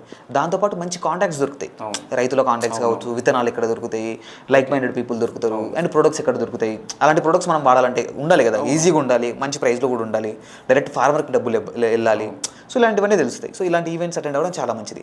ఇలాంటి ఈవెంట్స్ వల్ల మీకు లేబర్ ఇష్యూ కూడా సార్ట్ అవుట్ అవ్వచ్చు. రైట్, ఎలా కొందరు వ్యక్తులు ఉంటారు, ఇప్పుడు వాళ్ళ దగ్గర ఫామ్ ఉంటుంది, వాళ్ళకి చేసే ఓపిక ఉండదు, చేసే వాళ్ళు కావాలి. ఇప్పుడు వాళ్ళు ఏమంటారు అంటే ఓపెన్గా నాకు లీజ్ వద్దు, ఏమొద్దు, నా ల్యాండ్లో న్యాచురల్ ఫార్మింగే చేయాలి. ఇలాంటి మంది ఎంతమంది నన్ను రిక్వెస్ట్ చేశారంటే, నేనున్న బ్రో నా దగ్గర ల్యాండ్ లేదు అనుకుందాం, మీ దగ్గర ల్యాండ్ ఉంది, మీరు హైదరాబాద్లో ఉన్నారు, మీరు చేయలేకపోతున్నారు. నాకు ల్యాండ్ లేదు కానీ న్యాచురల్ ఫార్మింగ్ అంటే నాకు చాలా ఇంట్రెస్ట్. వాళ్ళ ల్యాండ్ దొరికితే నేను చేస్తా, నాకు కొంచెం డబ్బులు ఇస్తే చాలు, కొంచెం డబ్బులు వస్తే డే గడవడానికి, ఫుడ్ పెట్టి డే గడవడానికి కొంచెం డబ్బులు ఏదో 10,000-15,000 ఇస్తే నేను చేయడానికి రెడీ ఉన్నాను అనుకున్నప్పుడు మంచి నాలెడ్జ్ చేసుకొని మీ ల్యాండ్లో నేను చేయొచ్చు కదా వచ్చి. సో మీ ల్యాండ్ని సెటప్ చేసినట్టు ఉంటుంది, మీ ల్యాండ్ని బాగా చూసుకున్నట్టు ఉంటుంది, ఆవులను పెట్టినట్టు ఉంటుంది. సో అన్ని రకాల సంపద మీకు చేకూర్చినట్టే కదా. ఈ కనెక్టింగ్ మెకానిజం ఉంటే కూడా బాగుంటుంది. ఇంకొకటి ఏంటి, ఇప్పుడు ఇట్లా బుక్ చేయగానే 15 నిమిషాల్లో డెలివరీ అవుతుంది, రైట్. సో ఇలాంటి మెకానిజం ఫార్మింగ్లో ఎందుకు తీసుకురాలేము? డెలివరీ పార్ట్నర్స్ ఎలాగా ఉన్నారో ఫార్మింగ్లో లేబర్ పార్ట్నర్ కూడా పెట్టుకోవచ్చు మనం. ఇప్పుడు నేనున్నా, నా దగ్గర ఒక స్కిల్ ఉంది, నేను ఒక 2 అవర్స్కి నేను ఇంత ఛార్జ్ చేస్తాను, యాప్లో పెట్టేస్తాం, ఎవరైనా కావాలంటే నన్ను బుక్ చేసుకుంటాను, నేను వెళ్ళిపోతాను. సేమ్ లైక్ ఇప్పుడు ర్యాపిడో, ఊబర్లో ఎలా చేసుకుంటున్నారు, దీంట్లో కూడా అలా చేసుకోవచ్చు కదా. ఈ మెకానిజం వర్కౌట్ అవుతుందా? మన మహర్షి మూవీలో మహేష్ బాబు గారు చెప్పినట్టు వీక్లీ వన్స్ కార్పొరేట్ వాళ్ళు వెళ్ళి పొలంలో పని చేయాలి అనేది సినిమాలో వర్కౌట్ అవుతుంది. ఇప్పుడు వీకెండ్లో ఫార్మింగ్ చేస్తావు బ్రో, నువ్వు ఈరోజు నాటేయాలి, ఈరోజు బుధవారం, వీకెండ్ కాదు, ఎట్లా వేస్తావు నాట్లు, సరే ఎట్లనో వీకెండ్కి మూవ్ చేసి వీకెండ్ నాట్లు వేసుకున్నావు, ఓకే, ఏదో దాంట్లో జీవామృతమో లేకపోతే ఏదో స్ప్రేనో ఏదో ఉంది వేయాలి, ఈరోజు వీకెండ్ లేదు, ఎట్లా స్ప్రే చేస్తావు, సరే ఈరోజు హార్వెస్ట్ చేయాలి, ఎగ్జాంపుల్ ఏదో సంథింగ్ ఏదో వచ్చింది, నువ్వు హార్వెస్ట్ చేయాలి, నీకు వీకెండ్ లేదు, అక్కడ పంట ఉంటుందా, నువ్వు వీకెండ్లోనే వెళ్తా అంటే పంట ఉండాలి కదా. సో మనం ట్రై చేయొచ్చు, వీకెండ్లో కూడా చేయడానికి లేదని ఏం లేదు, దానికి తగ్గ కొన్ని క్రాప్స్ని పెట్టుకొని చేయొచ్చు. బట్ సినిమాల్లో చూపించినట్టుగా వీకెండ్ చేసి అప్పుడు పెద్ద సక్సెస్ అయిపోయి గోల్డ్ మెడల్ తెచ్చుకునే రేంజ్కి అయితే వెళ్ళలేము. Yeah. Okay, coming to labour పాయింట్లో మనం ఇందాక మాట్లాడుకున్నట్టు, సో ఈ విధంగా ఏదైతే గ్యాప్స్ మనం ఫిల్ చేసుకోవచ్చు.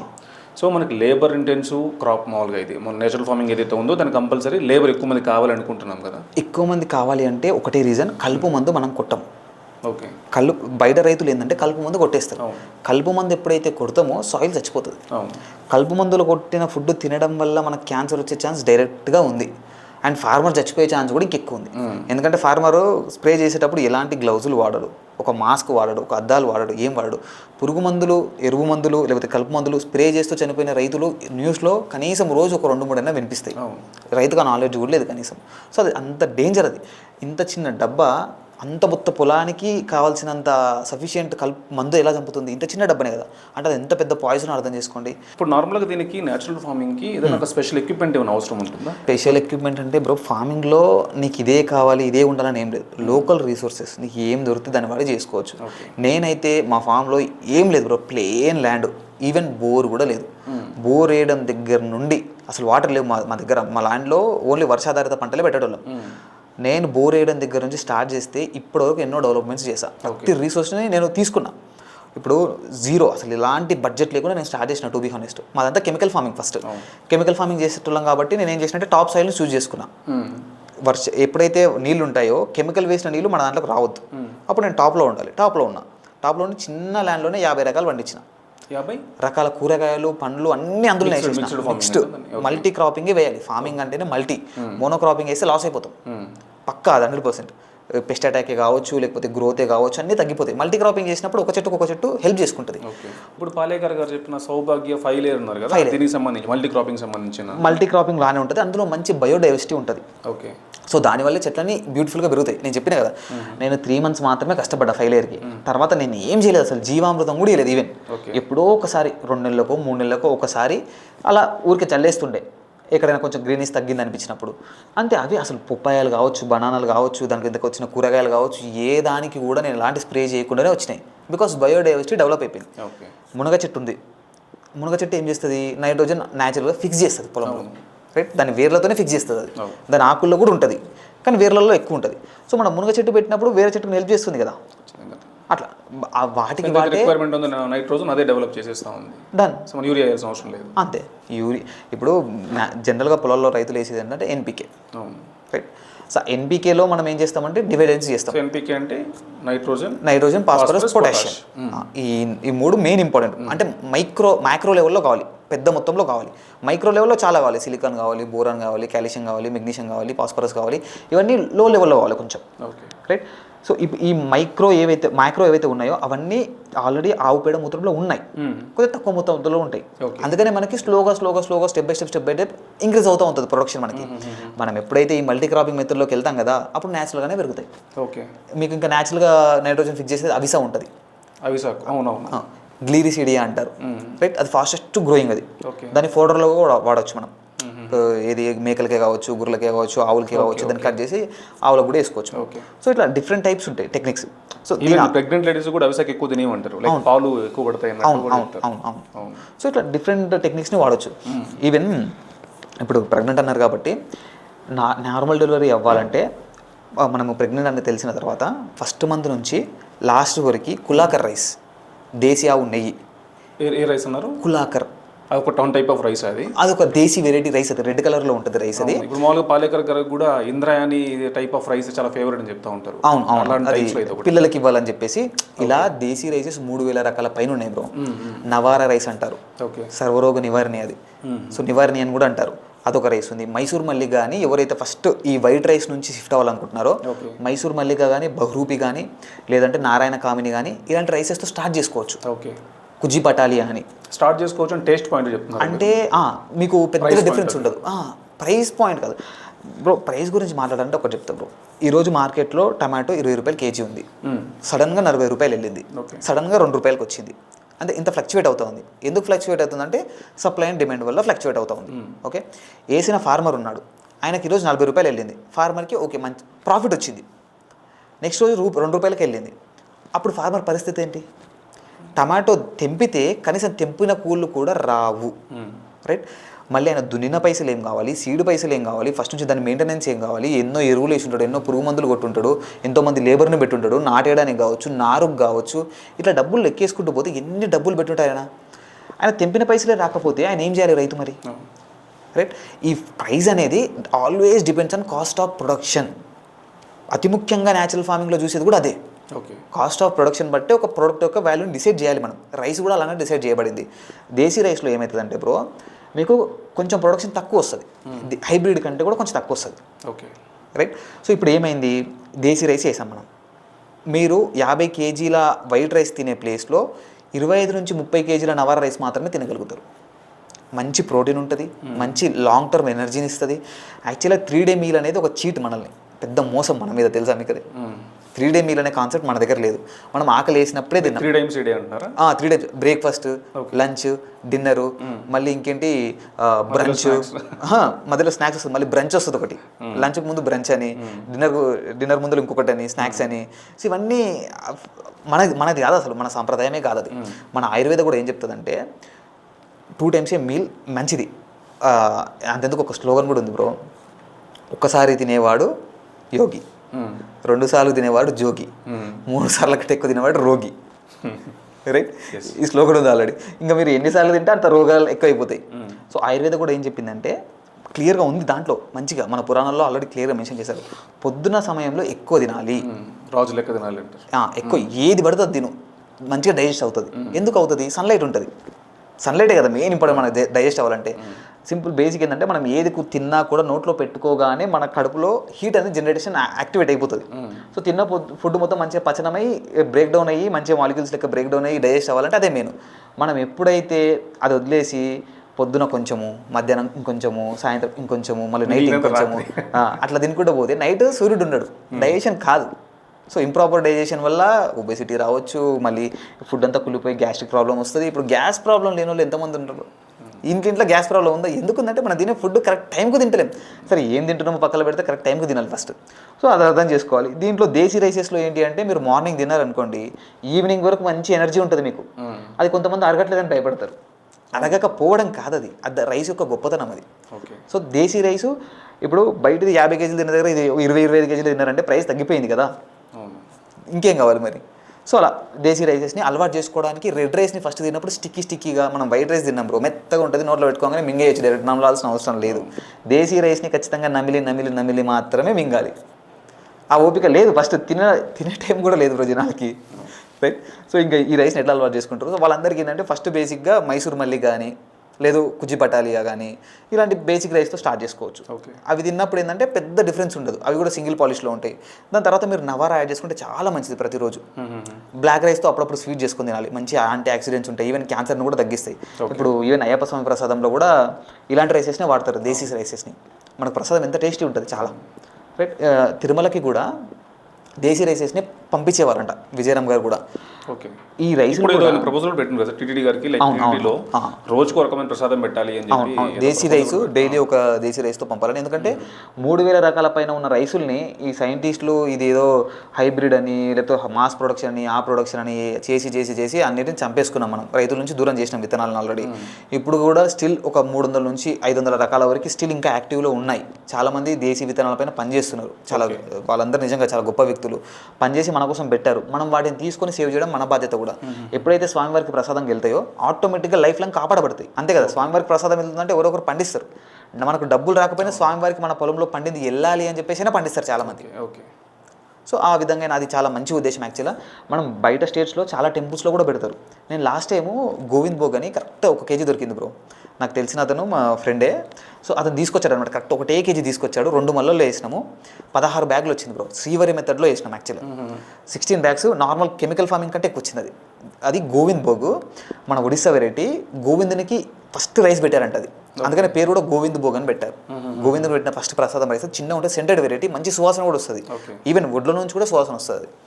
సో అలా రైసులు చాలా ఉన్నాయి మనకు, కానీ మనకు రైట్ నాలెడ్జ్ లేదు. ఇదంతా తెలుసుకోవాలి ప్రతి ఒక్కరు. స్టార్ట్ చేస్తే ఎక్కడో ఒక పాయింట్లో చిన్నగా స్టార్ట్ చేస్తే, నేను మీకు స్టార్టింగ్లో చెప్పాను గీ దగ్గర నేను స్టార్ట్ చేశానని, అలా మొదలైన నా ప్రయాణం గీ, ధూప్ స్టిక్స్, అగరబత్తి, ఇక్కడ మొదలైన ప్రయాణం ఇక్కడ వరకు వచ్చింది. ఓకే, జస్ట్ అంటే గోవుని కాపాడాలని ఒక చిన్న ఉద్దేశం లోపల, సంకల్పం ఉంటే చాలు, లోపల మనం ఎన్నో చేయొచ్చు, ఎన్నో తెలుసుకోవచ్చు, ఎంతో ఎక్స్ప్లోర్ చేయొచ్చు. ఇప్పుడు coming to the marketing point, so మనకి న్యాచురల్ ఫార్మింగ్ సంబంధించి అది ఒకప్పుడు యుద్ధంలో స్టార్ట్ అయ్యి 2017-18 ప్రాంతం నుంచి చాలా ఎక్కువ రిగ్రెస్గా చేస్తూ ఉన్నారు.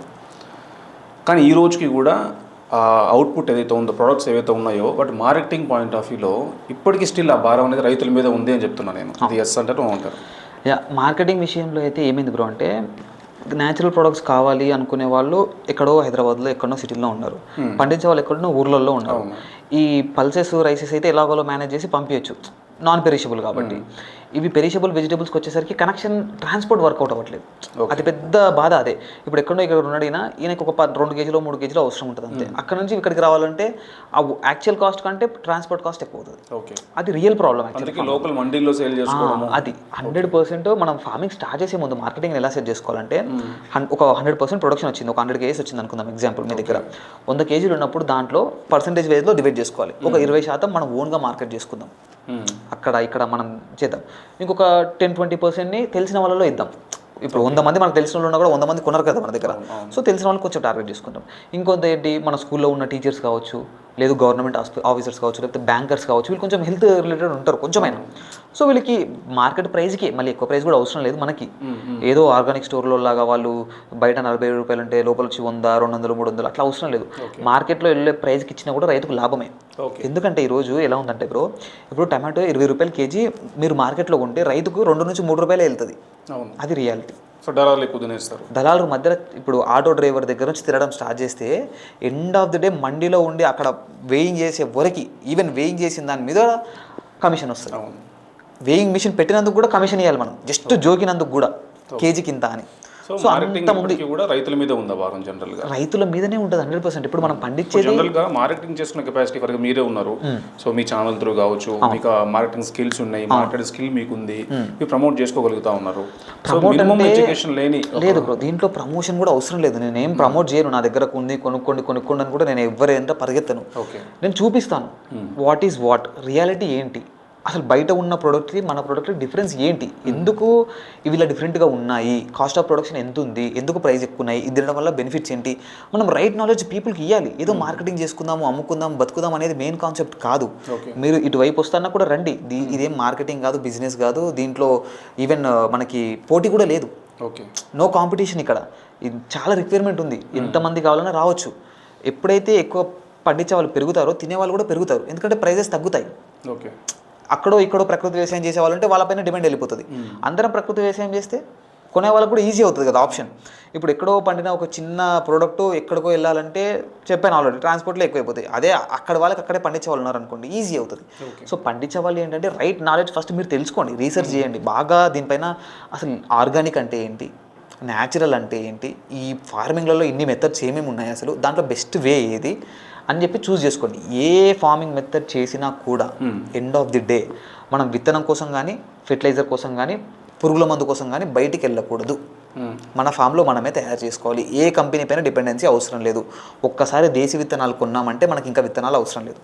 మన విత్తనాన్ని మనమే డెవలప్ చేసుకోవచ్చు. అయితే మనం ఎలా గుర్తుపట్టగలుగుతాం ఈ దేశీ విత్తనాలు లేకుంటే హైబ్రిడ్ విత్తనాలు? దేశీ విత్తనాల హైబ్రిడ్ విత్తనాలని మనం దాని క్యారెక్టరిస్టిక్స్ సర్టిఫికేషన్ ఉంటుంది వాటికి?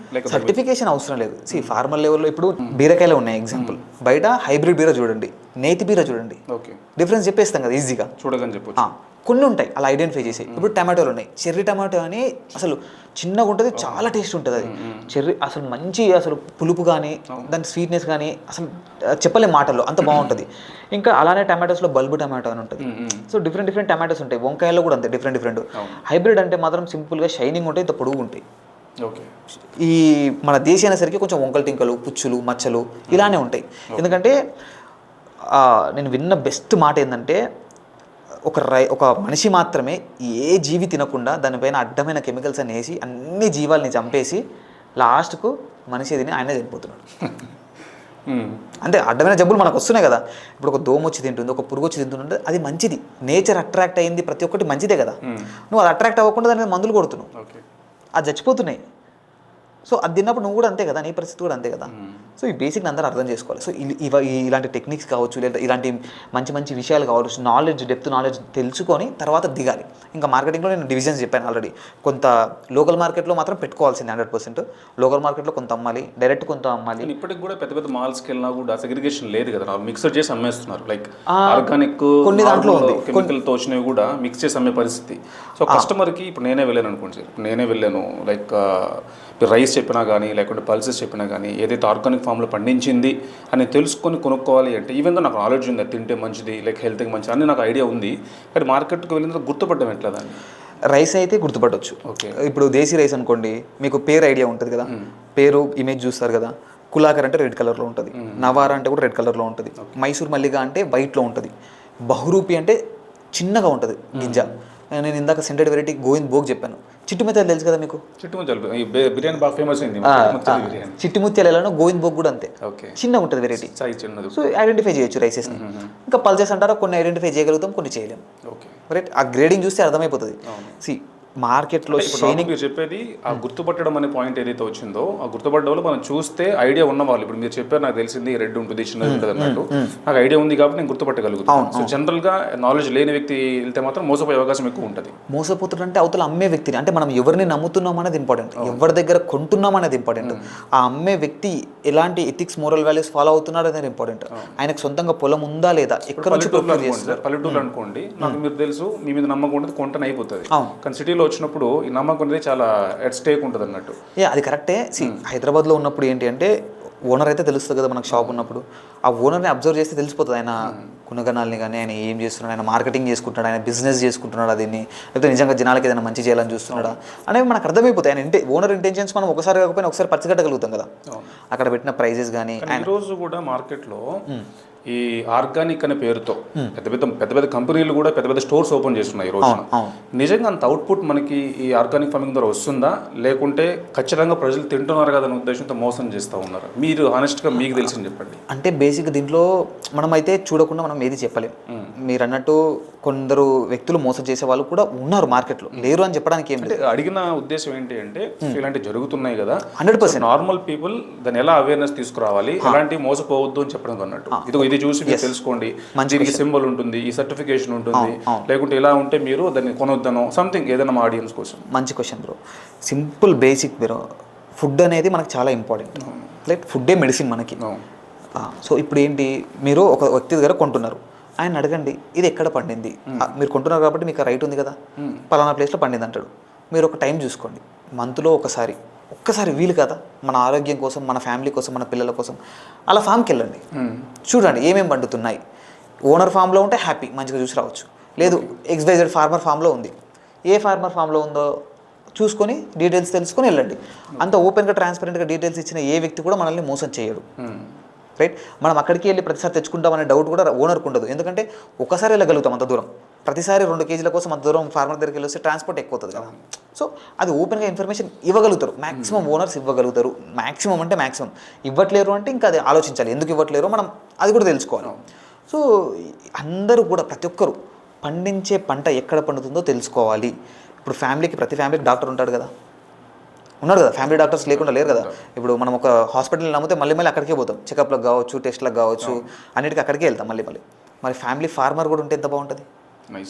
రైట్, ఫ్యామిలీ ఫార్మర్ని అలవాటు చేసుకుందాం, పెద్ద కష్టం కాదు కదా. ఇప్పుడు మనం ఐటీ జాబ్స్ చేస్తున్నారు హైదరాబాద్లో అందరూ, వాళ్ళకి ఏం పెద్ద కష్టం చెప్పండి. వాళ్ళు నెలలో నుంచి ఒక 5-5 వేలు పక్కకు పెట్టుకొని ఒక ఫార్మర్కి ఫండ్స్ ఇచ్చి ముందుగానే, ఇదిగో నేను బుక్ చేసుకుంటాను నీ దగ్గర, నువ్వు పండి నాకు నువ్వు ఇక్కడ నష్టం జరిగిందంటే ఇంకొంచెం మేము ఇవ్వడానికి రెడీ, కానీ నువ్వు బాధపడకు, నువ్వు మంచిగా చెయ్యి, మోసం చేయకు, మంచి ప్రోడక్ట్ మాకు ఇవ్వు, క్వాలిటీతో వచ్చిన కూరగాయలు ఇవ్వు, క్వాలిటీతో వచ్చిన పండ్లు ఇవ్వు, క్వాలిటీ వచ్చిన లేకపోతే రైసెస్ ఇవ్వు.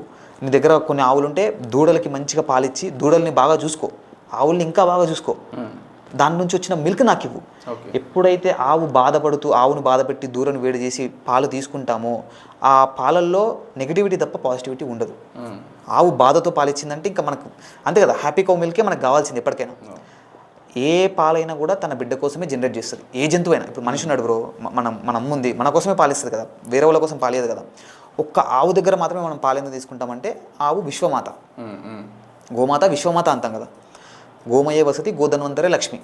రైట్, ఆవు ఎక్కడున్నా కూడా ఆవు పాలల్లో కావచ్చు, ఆవు పేడలో కావచ్చు, ఆవు మూత్రంలో కావచ్చు. ఆవంటే పాలిచ్చే మిషన్ కాదు. ఆవు లోపల ఇన్ని ఉన్నాయి. 33 కోట్ల దేవతలు, అంటే 33 కోట్ల వర్గాలు, అంటే 33 వర్గాల దేవతలు ఉన్నారు ఆవు లోపల. అవన్నీ ఉన్నప్పుడు మరి ఆ ఆవుని మంచిగా చూసుకోవాలి కదా, అప్పుడే వర్కౌట్ అవుతుంది.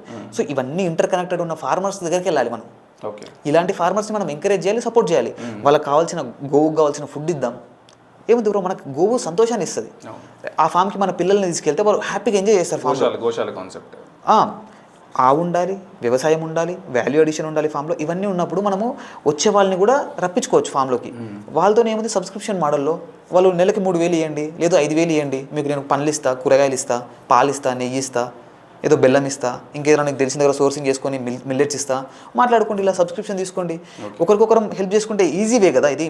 ఇప్పుడు హైదరాబాద్లో ఉన్న వాళ్ళందరికీ వ్యవసాయం చేయాలని ఉంది, కానీ చేయలేరు. ఇప్పుడు ఏం చేయాలి వాళ్ళు? చాలా సింపుల్. ఇప్పుడు నేను ఒకరిని ఉన్నాను, ఎగ్జిస్టింగ్ ఫార్మర్ నా దగ్గరకు వచ్చారు, నేను ఒక 20-30 మంది నేను తీసుకోగలుగుతా అలా ఆ కాన్సెప్ట్లో. నా దగ్గర ఓవర్ఫ్లో అయినప్పుడు ఏం చేస్తాను, నా అలాగా చేసే వాళ్ళని ఇంకొక ఫార్మర్ కనెక్ట్ చేస్తా, ఆయన ఇంకొకరికి చేయాలి అనుకుంటే. కూడా ఈ ప్రాసెస్లో మిడిల్ మెన్ పోతారు, ఎవరు ఉండరు. ఇంకా హెల్తీ కాన్సెప్ట్ వస్తుంది, ఫార్మ్ టు ఫోర్ కాన్సెప్ట్ ఇక్కడ డెవలప్ అవుతుంది 100%. మెయిన్ ఇంపార్టెంట్ పిల్లలు హెల్తీగా ఉంటారు. ఈ కాంక్రీట్ వాల్స్లో ఎన్ని రోజులు అని ఉంటాం బ్రో? మైండ్కి కూడా మంచి రిలాక్సేషన్ కావాలి కదా. నేను మ్యాక్సిమం ఫామ్లోనే ఉంటాను. హైదరాబాద్ వచ్చినప్పుడు 2-3 డేస్ కంటే ఎక్కువ ఉండను. ఓకే, ఒకవేళ 4-5 డేస్ కానీ నేను హైదరాబాద్లో ఉంటే నాకు సఫికేషన్ స్టార్ట్ అవుతుంది. అలవాటు అయిపోయింది, నాకు ఊరు అలవాటు అయిపోయింది. నేను ఫస్ట్లో ఉన్నది మళ్ళీ హైదరాబాద్లోనే, నా డిగ్రీ కావచ్చు, డిగ్రీ తర్వాత నేను జాబ్ చేసింది కావచ్చు, మొత్తం హైదరాబాద్లోనే ఉన్నాను నేను. వన్స్ ఒకసారి ఫామ్లో ఉండి ఫామ్ని మంచి అలవాటు అయ్యి అట్మాస్ఫియర్ అలవాటు అయ్యాక హైదరాబాద్ వస్తే ఫస్ట్లో ఏమనిపించదు. ఫస్ట్ 1-2 డేస్ 3 డేస్ వరకు ఏమనిపించదు, కొంచెం బాగానే ఉంటుంది. కొన్ని డేస్ కాగానే సఫికేషన్ స్టార్ట్ అవుతుంది. రూమ్లో ఉంటే ఉన్నట్టుండి బయటికి వెళ్ళిపోవాలనిపిస్తుంది, ఫ్రెష్ ఎయిర్ కావాలనిపిస్తుంది. సో అది గోడల్లో ఉన్నప్పుడు పిల్లలకి ఏం తెలుస్తుంది, ఇంకా మట్టి విలువ ఏం తెలుస్తుంది, ఆవు విలువ ఏం తెలుస్తుంది. సో మన పిల్లల్ని కూడా కనెక్టెడ్గా పెట్టుకోవాలి 100%. సో ఈ కాన్సెప్ట్లో వర్క్ చేస్తే చుట్టుపక్కల ఫార్మర్లు అందరికీ ప్లస్ అవుతుంది కదా ఇది. ఒక్క హైదరాబాద్లో ఎన్ని వేల మంది ఫార్మర్, ఎంత వేలు కాదు, లక్షలు ఉన్నాయి, లక్షల ఫ్యామిలీలు ఉన్నాయి. హైదరాబాద్ చుట్టుపక్కలకి స్ప్రెడ్ అవుతే కొన్ని లక్షల మంది ఫార్మర్స్ కూడా బయటకు వస్తారు కదా. సో దీన్ని ఎంకరేజ్ ఉంటుంది నార్మల్ ఫార్మింగ్ కూడా. ఎవరైతే హైదరాబాద్ వచ్చి 25,000 నుంచి 30,000, 40,000, 50,000 లోపు శాలరీకి పనిచేస్తున్నారో వాళ్ళందరూ సింపుల్గా ఒక చిన్న బేసిక్ నాలెడ్జ్తో స్టార్టింగ్ కొంచెం స్ట్రగుల్ అయినా కూడా జాబ్ని దీన్ని బ్యాలెన్స్ చేసుకుంటూ కొంచెం కష్టపడితే, లేదు ఫండ్స్ ఉన్నాయనుకుంటే డైరెక్ట్ కూడా వెళ్ళిపోవచ్చు. ఫండ్స్ లేవనుకుంటే కొంచెం బ్యాలెన్స్గా కష్టపడుతూ ఒక చిన్న ఫామ్ని సెటప్ చేసుకుంటే ఇక్కడ వచ్చే జాబ్కి 4 times ఎక్కువ ఇక్కడ చేయొచ్చు. అన్ని డబ్బులు ఉన్నాయి. ఎందుకంటే మన పూర్వీకులు కూడా మొత్తం వ్యవసాయమే కదా. ఇనీషియల్గా చెప్పాను కదా నేను, మన పూర్వీకులందరూ వ్యవసాయంతోనే పొలాలు కొన్నారు, పెళ్ళిళ్ళు చేసిరు, బంగారం కొన్నారు, హ్యాపీగా ఉన్నారు, అన్నీ ఉన్నాయి. ఏది అంటే ఫార్మింగే కదా. ఆ ఫార్మింగ్లో డబ్బులు ఉన్నాయి, కానీ దాన్ని రైట్గా చేసుకునే టెక్నిక్స్ కావాలి మనకి. సో ఈరోజు విజయరామ్ గారు కూడా ఒక పాడ్కాస్ట్లో మాట్లాడుతూ కూడా అన్నారు, మోనోకల్చర్లో లైక్ ఓన్లీ వరి వేస్తే ఒక ఎకరాకి మహా అయితే 30-40 తీసుకురాగలుగుతారేమో, కష్టం మీద, అది కూడా అతి కష్టం మీద. సో కానీ న్యాచురల్ ఫార్మింగ్ మెథడ్ కానీ, ఈ 5 లేయర్ మెథడ్ కానీ సంథింగ్ ఏదైనా ఫాలో అయితే పర్ ఎకరు 3 లక్షల రూపాయలు తీసుకునే అవకాశం కూడా ఉంది. ఆ 3 లక్షల రూపాయలని తీసుకురావడమే నా ఉద్దేశం అని కూడా చెప్తారు. అది ప్రతికూల వాతావరణంలో, అంటే అనుకూలం కాదు, మళ్ళీ అది పూర్తి నెగిటివ్గా ఉన్నప్పుడు కూడా. అంటే ప్రతికూల వాతావరణం ఉంటే ఇంకెంత వస్తుందో ఊహించుకోండి, రైట్? కనీసం 10 times ఎక్కువ అవుతుంది. ఓకే, 3 లక్షలు 30 లక్షల వరకు కూడా వెళ్ళొచ్చు.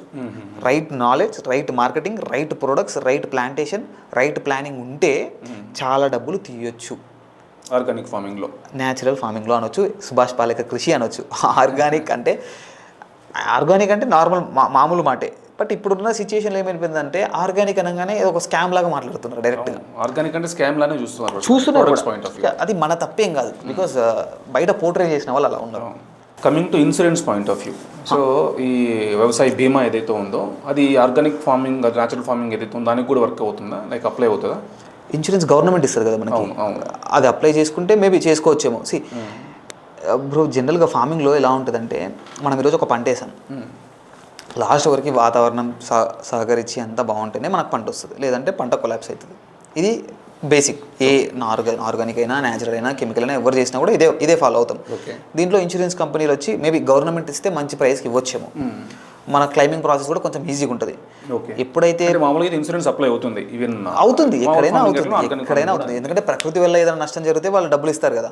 ఒకవేళ గవర్నమెంట్ నుంచి మనకి సపోర్టింగ్ సబ్సిడీ ఏమైనా ఉందా ఈ పర్స్పెక్టివ్లో సబ్సిడీస్ ఏమైనా ప్రొవైడ్ చేయడం? రీసెంట్ టైమ్స్లో వచ్చింది సబ్సిడీ. యాక్చువల్గా ప్రతి తాలూకా లెవెల్లో మండల్ లెవెల్లో కొంతమంది ఫార్మర్లను సెలెక్టివ్గా తీసుకొని ఆ ప్లేస్లో ఆర్గానిక్ ఫార్మింగ్ చేయాలని స్టార్ట్ చేశారు.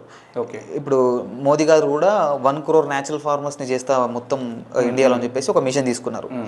యూరియా తగ్గిపోయిందని చెప్పేసి బాధపడే వాళ్ళందరూ ఈ మాటను చూసుకోవాలి. ఫస్ట్ న్యాచురల్ ఫార్మింగ్ చేసే వాళ్ళకి యూరియాతో పని ఏముంది? యూరియా అవసరం లేదు, డిఏపీ అవసరం లేదు, ఎరువులు అవసరం లేదు, పురుగు మందులు అవసరం లేదు, ఏది అవసరం లేదు. వాళ్ళే అన్నీ చేసుకుంటారు. సో మరి ఇలాంటి సిచ్యుయేషన్లో ఇప్పుడు యూరియా కోసం కొట్లాడుతూ ఉన్నారు. అంటే ఇక్కడ ఏమవుతుందంటే రైట్గా గవర్నమెంట్ నుంచి ఫండ్స్ వస్తున్నాయి, రైట్గా యూటిలైజ్ అవ్వట్లేదు. ఓకే. దానిపైన కూడా గవర్నమెంట్ కొంచెం ఒక టీమ్ని అరేంజ్ చేసుకుంటే నిజంగా ఫండ్స్ వెళ్ళినాయా, ఎక్కడ వెళ్ళినాయి, ఏ రైతుకి వెళ్ళినాయి, ఎక్కడ ఆర్గానిక్ ఫార్మింగ్ జరుగుతుంది, ఆ రైతు యూరియా కొన్నాడా లేదా? ఎందుకంటే ఆధార్ కార్డు మీద కదా యూరియా ఇచ్చేది, ఓటీపీ త్రూనే ఇస్తున్నారు. ఇప్పుడు అది ఈజీగా చెక్ చేసుకోవచ్చు. ఈయన ఆర్గానిక్ ఫార్మింగ్ చేస్తున్నాను రిజిస్టర్ అయితే ఈయన యూరియా ఏం అవసరం ఈయనకి? ఓకే. అంతే కదా, యూరియా కొన్నాడంటే ఆర్గానిక్ ఫార్మింగ్ చేయట్లేదు. మరి సో ఇలాంటి చిన్న చిన్న బేసిక్స్ ఒక టీం పెట్టేసి నిజంగా ఫండ్స్ రైట్ ఫార్మర్కి వెళ్ళినాయా లేదా? ఫార్మర్కి కావాల్సింది ఏంటి? విత్తనాలు కావాలి, ఎరువులు కావాలి. విత్తనాలు దేశీ విత్తనాలు సప్లై చేసి ఇటు పక్క వస్తే మళ్ళీ మన ఒక ఆవుని సబ్సిడీలో ఇస్తే చూసుకోగల ఆవులకి ఆల్రెడీ నాకు తెలిసి గవర్నమెంట్ డైరీ స్కీమ్ని స్టార్ట్ చేసింది. బట్ అది ఏదైనా తీసుకోవచ్చు, ఎనీ క్యాటిల్ తీసుకోవచ్చు. దాంట్లో ఒక దేశీ ఆవుని ఇస్తే నిజమైన రైతుకి చేయాలనుకునే రైతుకి ఎవరికి పడితే వాళ్ళకి ఇస్తే మళ్ళీ అది ఉపయోగం ఉండదు. నిజంగా ఇంట్రెస్ట్ ఉండి చేయాలనుకున్న రైతులకు ఇస్తే అది ఎంతో హెల్ప్ అవుతుంది. దాంతోపాటు మార్కెట్ని సింపుల్ మార్కెట్ని క్రియేట్ చేయగలిగితే ధర minimum cost of production base చేసుకొని ధర నిర్ణయించాలి. యాక్చువల్గా ఇప్పుడు హరిత విప్లవం దగ్గర నుంచి వస్తే మనం జనరల్గా ఈ గ్రీన్ రెవల్యూషన్ పాయింట్ ఏదైతే ఉందో అది ఓన్లీ రిచ్ ఫార్మర్స్కి, బిగ్ ల్యాండ్ లార్డ్స్ ఎవరైతే పెద్ద పెద్ద భూములు ఉండి అంటే లార్జ్ స్కేల్లో ఉండి వాళ్ళ వరకు మాత్రమే బెనిఫిట్ అయింది. న్యాచురల్ ఫార్మింగ్ పాయింట్ ఆఫ్ వ్యూకి వచ్చినప్పుడు అది అంటే మినిమం ఇంత ల్యాండ్ చేస్తేనే మనకు ప్రాఫిట్ వస్తుంది, అదేనా ఉందా? లైక్ ఒక 1 acre చేయాలి మినిమము, ఇంత స్పెసిఫిక్ ల్యాండ్లో చేస్తేనే మనకి లాభం వచ్చే అవకాశం ఉంది. ఫస్ట్ అంటే బేసిక్గా బ్రో న్యాచురల్ ఫార్మింగ్ అంటే ఫస్ట్ ఎవరైనా చేయాల్సింది ఏంటంటే పక్కన వాళ్ళ కోసం కాకుండా మన కోసం స్టార్ట్ చేసుకోవాలి. ఓకే. ఫస్ట్ మనం తినాలి, మనం హెల్తీగా ఉండాలి, తర్వాత జనాలకు ఇద్దామనే ఆలోచనలో ఉండాలి, మైండ్ సెట్తో ఉండాలి. ఓకే. మీ దగ్గర డబ్బులు ఉన్నాయి, లేదు మీ దగ్గర మంచి ఫండ్స్ ఉన్నాయి, మీ దగ్గర మార్కెటింగ్ ఉంది, మీరు అమ్ముకోగలరు అనే కాన్ఫిడెన్స్ మీకుంటే ఎంత విస్తీర్ణంలోనే చేయొచ్చు. ఓకే. మీరు ఇంట్లోకే చేసుకోవాలనుకుంటే 1 గుంట 2 గుంటలు సరిపోతుంది. మార్కెటింగ్ మొత్తం చేయాలనుకుంటే 1 ఎకరాలో మంచిగా ఫామ్ డిజైన్ చేసుకొని మంచిగా ఒక 4 భాగాలుగా ఫామ్ని చేసుకొని 4 భాగాల్లో ఒక్కొక్క బ్యాచ్ వచ్చేలాగా. ఈ ఎగ్జాంపుల్ జనవరి ఉంది, జనవరిలో ఒక బ్యాచ్ వేస్తాం ఒక పార్ట్లో, నెక్స్ట్ జనవరి ఫిబ్రవరి ఎండింగ్ మధ్యలో ఉన్నప్పుడు ఇంకొక బ్యాచ్ వేస్తాం సెకండ్ ప్లాట్లో, మళ్ళీ ఫిబ్రవరి అయిపోయింది మార్చ్ ఏప్రిల్ ఇంకో ల్యాండ్కి వెళ్ళిపోతాం మిడిల్లో. అంటే 45 days 1 month to 45 days every batch ఒక్కొక్క ప్లాట్లోకి వెళ్ళిపోతున్నాం. కూరగాయలు పెడుతున్నాం అనుకుందాం ఎగ్జాంపుల్, 4 plots ఉన్నాయి కదా, 4 plotsలో పెడుతూ వెళ్ళినాం. ఏమవుతుందంటే ఈ లాస్ట్కి వచ్చేసరికి 4 months అవుతుంది. 4 parts ఉన్నాయి కదా, 4th వచ్చేసరికి 4 months అయిపోతుంది. 4 months క్రాస్ అవుతుంది. 4 months క్రాస్ అవ్వగానే ఈ ల్యాండ్ అంతా ఎంప్టీ అవుతుంది. వీళ్ళంతా కూరగాయలు మా అయితే 4 to 4.5 months 5 months లోపే ఉంటాయి కదా, మ్యాక్స్ 4 months. సో ఇది అయిపోగానే ఇది దున్నేసుకొని దీంట్లో పెట్టుకుంటాం. దీంట్లో నుంచి మళ్ళీ దీంట్లోకి వచ్చేసరికి ఈ బిట్ అయిపోతుంది. అంటే కన్సిస్టెంట్గా 365 days కాన్స్టెంట్గా కూరగాయలు వస్తాయి. 1 ఎకరా నేను 4 parts చేయమన్నా, లేదు మీ దగ్గర 1 ఎకరా పొలం కూడా లేదు, అర్ధ ఎకరానే ఉంది, అర్ధ ఎకరాని కూడా సేమ్ 4 parts చేయండి. 365 days ప్రతిరోజు డబ్బులు వస్తాయి. ఊరికి ఆకుకూరల మీద లక్షలు సంపాదించవచ్చు. ఇప్పుడు సొంత పొలం లేకుండా లీజుకు తీసుకుని కూడా చేసే అవకాశం ఉంది. 100% ఉంది. కాదు అంటే ఇక్కడ మెయిన్ ఇంపార్టెంట్ ఏంటంటే ఓనర్తో మన కమిట్మెంట్ ఎలా ఉంది. ఎగ్జాంపుల్ మీ ఓనర్ చాలా మంచి ఆయనకి నిజంగా న్యాచురల్ ఫార్మింగ్ చేయాలని ఆయనకు లోపల నుంచి ఉంది, బట్ ఆయన చేయలేకపోతున్నాడు, లీజ్కి ఇద్దాం అనుకున్నాడు. ఆయనకు అమ్మే ఉద్దేశం కూడా లేదు ల్యాండ్ని. నువ్వు 10 సంవత్సరాలు కాకపోతే 50 సంవత్సరాలు చేసుకో బాబు, నేను చనిపోయేంత వరకు చేసుకో, నాకు ప్రాబ్లం లేదు, నువ్వు మంచిగా దిగి మంచిగా కెమికల్ వేయకు పండించుకో అని మీకు సపోర్ట్ చేస్తూ ఉన్నాడు అనుకోండి, ఓకే. అలా కాదు, ఆయనకు డబ్బులే కావాలి, ఆయన కొంచెం కమర్షియల్ మైండ్ సెట్తో ఉన్నాడు అనుకుందాం, మీరు వేసుకున్నారు, 1 year చేశారనుకుందాం. ఇప్పుడు మీరు 5 layer అని పొప్పాయ అని అరటి మునగ అని మంచి అన్ని పెట్టుకున్నారు, వచ్చింది ఆయన ఫామ్కి. ఆయనకి ఏదో ఒక విషయం నచ్చిందో నచ్చలేదో, ఏదో ఆయనకి ఇంకేదో పర్సనల్ ప్రాబ్లం వచ్చి నువ్వు వెళ్ళిపో బాబు అన్నాడు ఈరోజు ఇక్కడ నుంచి. మనం వెళ్ళిపోవాల్సింది కదా, నేను అమ్ముకుంటున్నా బాబు అంటాడు, మనం ఏం చేస్తాం? సో ల్యాండ్ లార్డ్తో ఉన్న ఇష్యూస్ వేరే ఉంటాయి. లీజ్ ల్యాండ్లో 100% చేయొచ్చు, బట్ దానికి సంబంధించిన క్రాప్స్ పెట్టుకోవాలి. అంటే షార్ట్ టర్మ్లో అయిపోయే క్రాప్స్ లైక్ వెజిటేబుల్స్ పెట్టుకోవచ్చు, పల్సెస్ పెట్టుకోవచ్చు, రైస్ పెట్టుకోవచ్చు, షార్ట్ టర్మ్ వచ్చే పెట్టుకోవాలి. లాంగ్ టర్మ్లో ప్లాన్ చేసుకోవద్దు. పెట్టినా కూడా అక్కడక్కడ గెట్ల పైన కొన్ని పెట్టి మన ఇంట్లోకి వస్తే తీసుకోవాలి. ఒకవేళ ఆయన వెళ్ళిపోమన్నా కూడా దాని ఇన్వెస్ట్మెంట్ భారం మన పైన పడకూడదు. సో ఇలా కొంచెం సెట్ చేసుకుంటే హ్యాపీగా చేసుకోవచ్చు. ఓకే. ఇప్పుడు ప్రజెంట్ ఉన్న యంగర్ జనరేషన్కి ఇదిగో న్యాచురల్ ఫార్మింగ్ మీరు ఎంకరేజ్ చేస్తూ, సో దాంట్లో డ్రాబ్యాక్స్ని కూడా మెన్షన్ చేస్తూ ఈ 3 points మీరు కంపల్సరీ ఫాలో అవ్వాలి, లేదంటే న్యాచురల్ ఫార్మింగ్లో లాస్ వచ్చే అవకాశం ఉంది. ఆ 3 అన్నప్పుడు మీరు ఏం చెప్పగలుగుతారు? అంటే ఈ 3ని కంపల్సరీ మీరు ఫాలో అయితేనే ప్రాఫిటబుల్గా ఉంటారు, లేదంటే ఇబ్బంది పడే అవకాశం ఉంటుంది. ఈ 3 థింగ్స్కి మీరు ఫిక్స్ అయ్యి రండి అని చెప్పాలి అంటే ఆ 3 థింగ్స్ ఏమని చెప్తారు? దీంట్లో అతి ముఖ్యంగా అసలు న్యాచురల్ ఫార్మింగ్ స్టార్ట్ చేయాలంటే కావాల్సింది గోవు, ఓకే, విత్తనం. ఇవన్నీ ఈ రెండు ఉన్నప్పుడు ఆటోమేటిక్గా మార్కెట్ కూడా వస్తుంది. మనము ఎక్కడ కూడా ప్రకృతికి హాని చేయకూడదు, అన్నిటికంటే అతి ముఖ్యంగా ఈ 3 ఉండాలి, అన్నీ ఉండాలి, రీసోర్సెస్ ఉండాలి, అవన్నీ పక్కన పెట్టి ఒక రియల్ కాన్సెప్ట్ మాట్లాడుకుంటే ఎక్కడ కూడా నేల తల్లికి భూతాపాన్ని పెంచకూడదు, నేల తల్లికి హాని అయ్యే పని మనం చేయొద్దు. నెక్స్ట్ పంచభూతాలు ఉన్నాయి, నీరు, నిప్పి, గాలి, భూమి, ఆకాశం. ఇందులో ఏ దాన్ని కూడా మనం ఇబ్బంది పెట్టకూడదు. అంటే లోయెస్ట్ ఇంపాక్ట్ మనం దానిపైన క్రియేట్ చేయగలం. ఎందుకంటే ఇంపాక్ట్ లేకుండా మనం బతకలేం. హింస ఎంతో కొంత జరుగుతుంది నార్మల్గా, మన ఊరికి బండి మీద వస్తే కొంచెం పొల్యూషన్ అవుతుంది. సో అలాంటి మినిమల్ చేయొచ్చు. బట్ పొలాన్ని ఊరికి దున్నడమే దున్ని, లేకపోతే మనము ఈల్డ్ రావాలనో ఇంకేదో రావాలనో కొంచెము అది వేయడము ఇది వేయడము ఆర్గానిక్ అని అదని ఇదని పిచ్చి పిచ్చి చేయకుండా ఈ వీటిని కాపాడాలని ఒక సదుద్దేశంతో వచ్చి గోవుని కాపాడాలి, నందిని కాపాడాలని మైండ్లో బాగా ఫిక్స్ అయ్యి లోపలికి వస్తే ఆటోమేటిక్గా మనకు తెలియకుండానే క్రియేట్ అవుతుంది. ఎందుకంటే ఆ ఉంటే అన్నీ ఉంటాయి, హెల్త్ అండ్ వెల్త్ అన్నీ వస్తాయి, ఆటోమేటిక్గా వస్తాయి. దాంట్లో ఖచ్చితంగా ఆ ఎగ్జాంపుల్ నేనే. అసలు నాకు ఫార్మింగ్కి సంబంధం లేదు, జీరో. నేను చిన్నప్పుడు మా ఇంట్లో ఫార్మింగ్ చేసినా కూడా నేను పెద్దగా నా చిన్నప్పుడు వెళ్ళేవాడిని. బాగా చిన్నగా ఉన్నప్పుడు అందరం కలిసే ఉండం కాబట్టి పెద్ద పనులు ఏమి ఉండవు కాబట్టి వెళ్ళేవాడిని. కొంచెం పెద్దగా అయ్యాక లైక్ స్కూల్కి వెళ్ళాక కొంచెం నాలెడ్జ్ తెలివి వస్తుంది కదా, తెలివి వచ్చిన తర్వాత పొలానికి ఓవరబోతారు అనే కాన్సెప్ట్ అప్పుడే స్టార్ట్ అయింది. సో అక్కడ నుంచి పొలం అంటే పెద్ద ఇంట్రెస్ట్ లేదు, పెద్ద ఏం లేదు నాకు. బట్ ఒకసారి ఈ విషయాలన్నీ తెలుసుకున్న తర్వాత కంటిన్యూ అసలు నేను పొలంలో దిగి పనిచేస్తున్నా అంటే చాలామంది నమ్మరు కూడా, నేనేంది వ్యవసాయం ఏంది అని. సో అంత మార్పు రావడానికి కారణం ఏంటంటే ఒక గోవే. ఎందుకంటే గోవు పొలంలో ఉంటే ప్రతిరోజు వెళ్తాం మనం, దానికి నీళ్ళు దాపడానికి కావచ్చు, 3 పూటలా మనం దాని దగ్గరే ఉండాలి. పొద్దున తీసుకెళ్ళి గడ్డి వేయాలి, గడ్డి బయట తిప్పరావాలి. పల్లెటూరులో గోవులు ఉన్న వాళ్ళు ఏదైనా పెళ్లికి టౌన్కి వెళ్ళాలి అంటే పక్కింటి వాళ్ళకు పక్క పొలంలోకి చెప్పి రాత్రి ఈవినింగ్ వెళ్ళి గడ్డి నీళ్ళు దాపు కట్టేయాలి అట్లా. సో గోవు ఉందంటే మన ప్రాణం మొత్తం అక్కడే ఉంటుంది. ఇంకా మన ప్రాణం అంతా అక్కడే ఉన్నప్పుడు మనం ఎట్లా వదులుతాం దాన్ని? వదలలేం కదా. సో అలా కొంచెం కమిట్మెంట్ అనేది బాగా స్ట్రాంగ్గా తీసుకోవాలి. సో ఇది ఎథికల్ అండ్ మోరల్గా ఇది చూసుకోవాలి. తర్వాత ఇంకా ఫండ్స్ అంటారా, ఇంకా రియల్ ప్రాబ్లం ప్రాక్టికల్ వరల్డ్లో ఉండి మాట్లాడుకుంటే మీకు కావాల్సింది ఫండ్స్. రైట్, ఫండ్స్ని కొంచెం మేనేజ్ చేసుకోవాలి. ఇన్ టర్మ్స్ ఆఫ్ మీరు నంబర్ చెప్పగలుగుతారా? ఇప్పుడు 1 ఎకరా నేను సేద్యం చేస్తున్నాను అంటే ఇన్ని రూపాయలు పెడితే కరెక్ట్గా మీరు చెప్పిన ప్రొసీజర్ ఫాలో అయితే ఇన్ని రూపాయలు వస్తాయి అని చెప్పగలుగుతారు? యాజ్ లో యాజ్ 20,000 చేతిలో పెట్టుకుని న్యాచురల్ ఫార్మింగ్ స్టార్ట్ చేయొచ్చు. ఎంత ఏరియాలో? ఒక 1 ఎకర్ స్టార్ట్ చేయొచ్చు. 1 ఎకర్లో 20,000తో స్టార్ట్ చేసుకోవచ్చు. 1 ఎకర్లో ఏం వేసుకోవాలంటే అతి ముఖ్యంగా వేసుకోవాల్సిన ఆకుకూరలు, మల్టీ క్రాపింగ్లో వెజిటేబుల్స్, కొన్ని పప్పాయ, కొన్ని అరటి.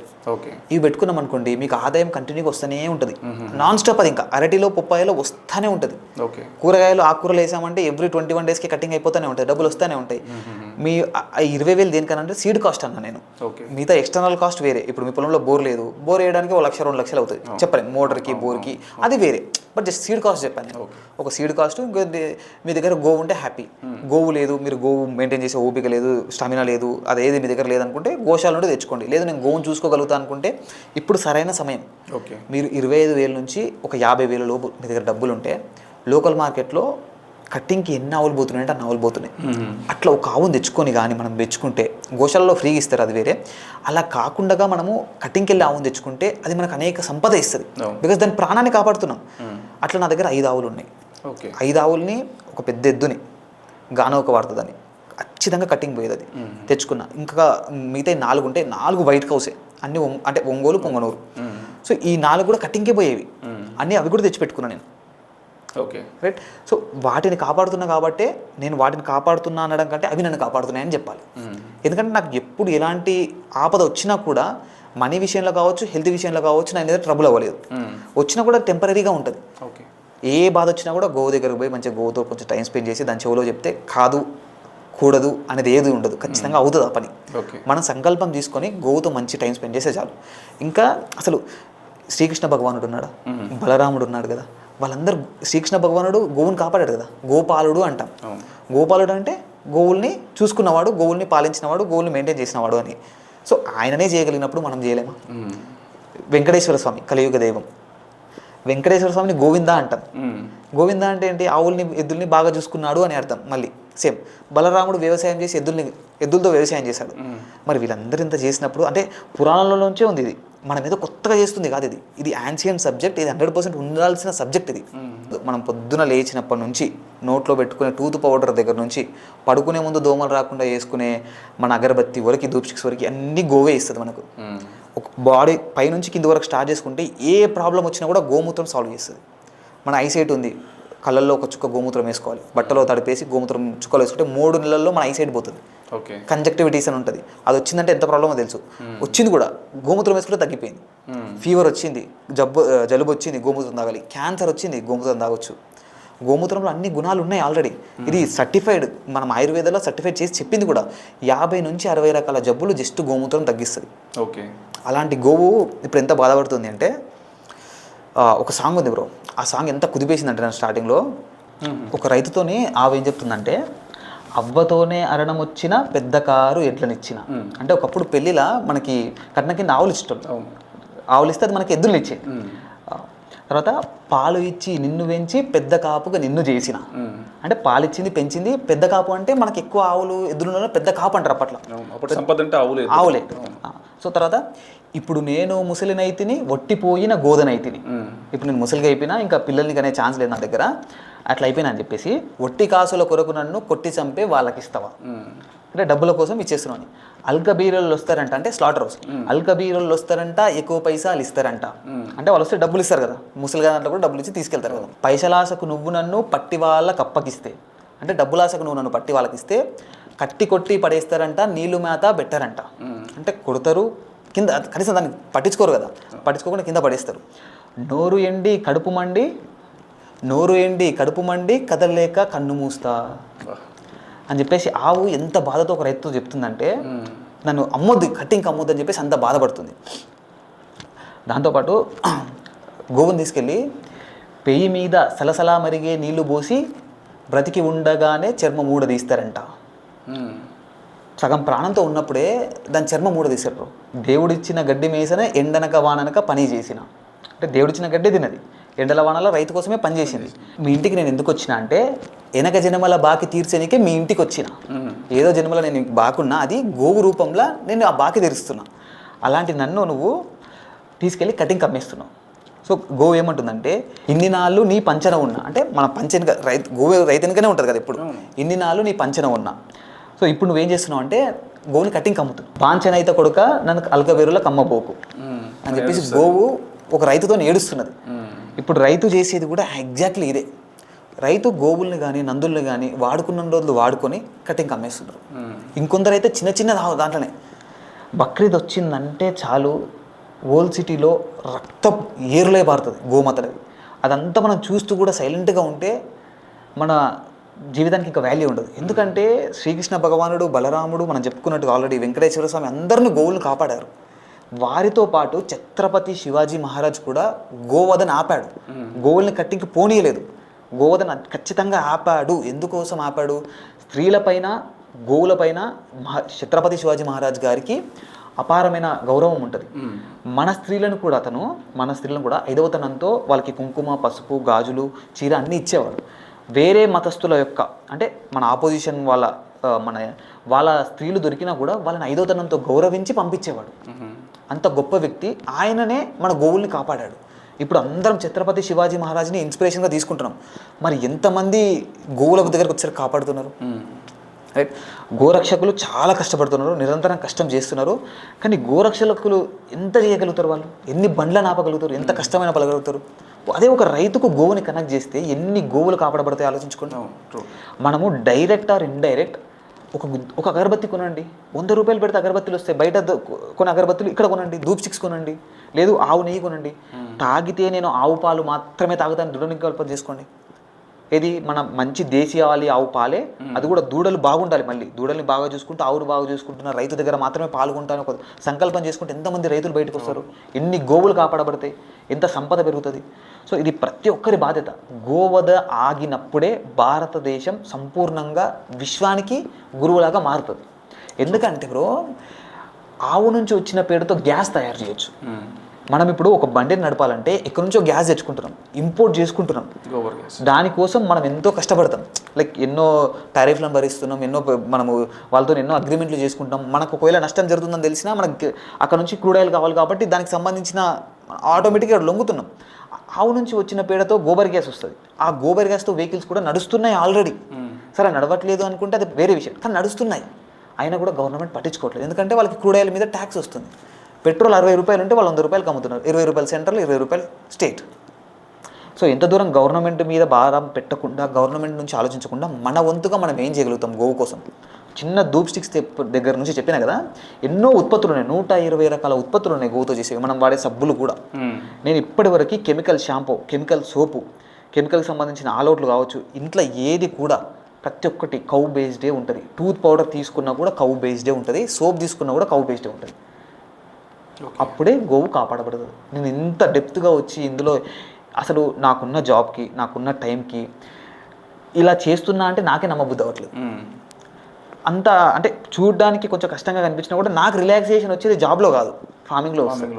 బయట వాళ్ళు చూడడానికి వీడు చాలా కష్టపడుతున్నాడు, వీడు ఎంతో కష్టపడుతున్నాడు పొలంలో అనుకుంటారు, కానీ నేను జాబ్లో కష్టపడుతున్నాను యాక్చువల్గా.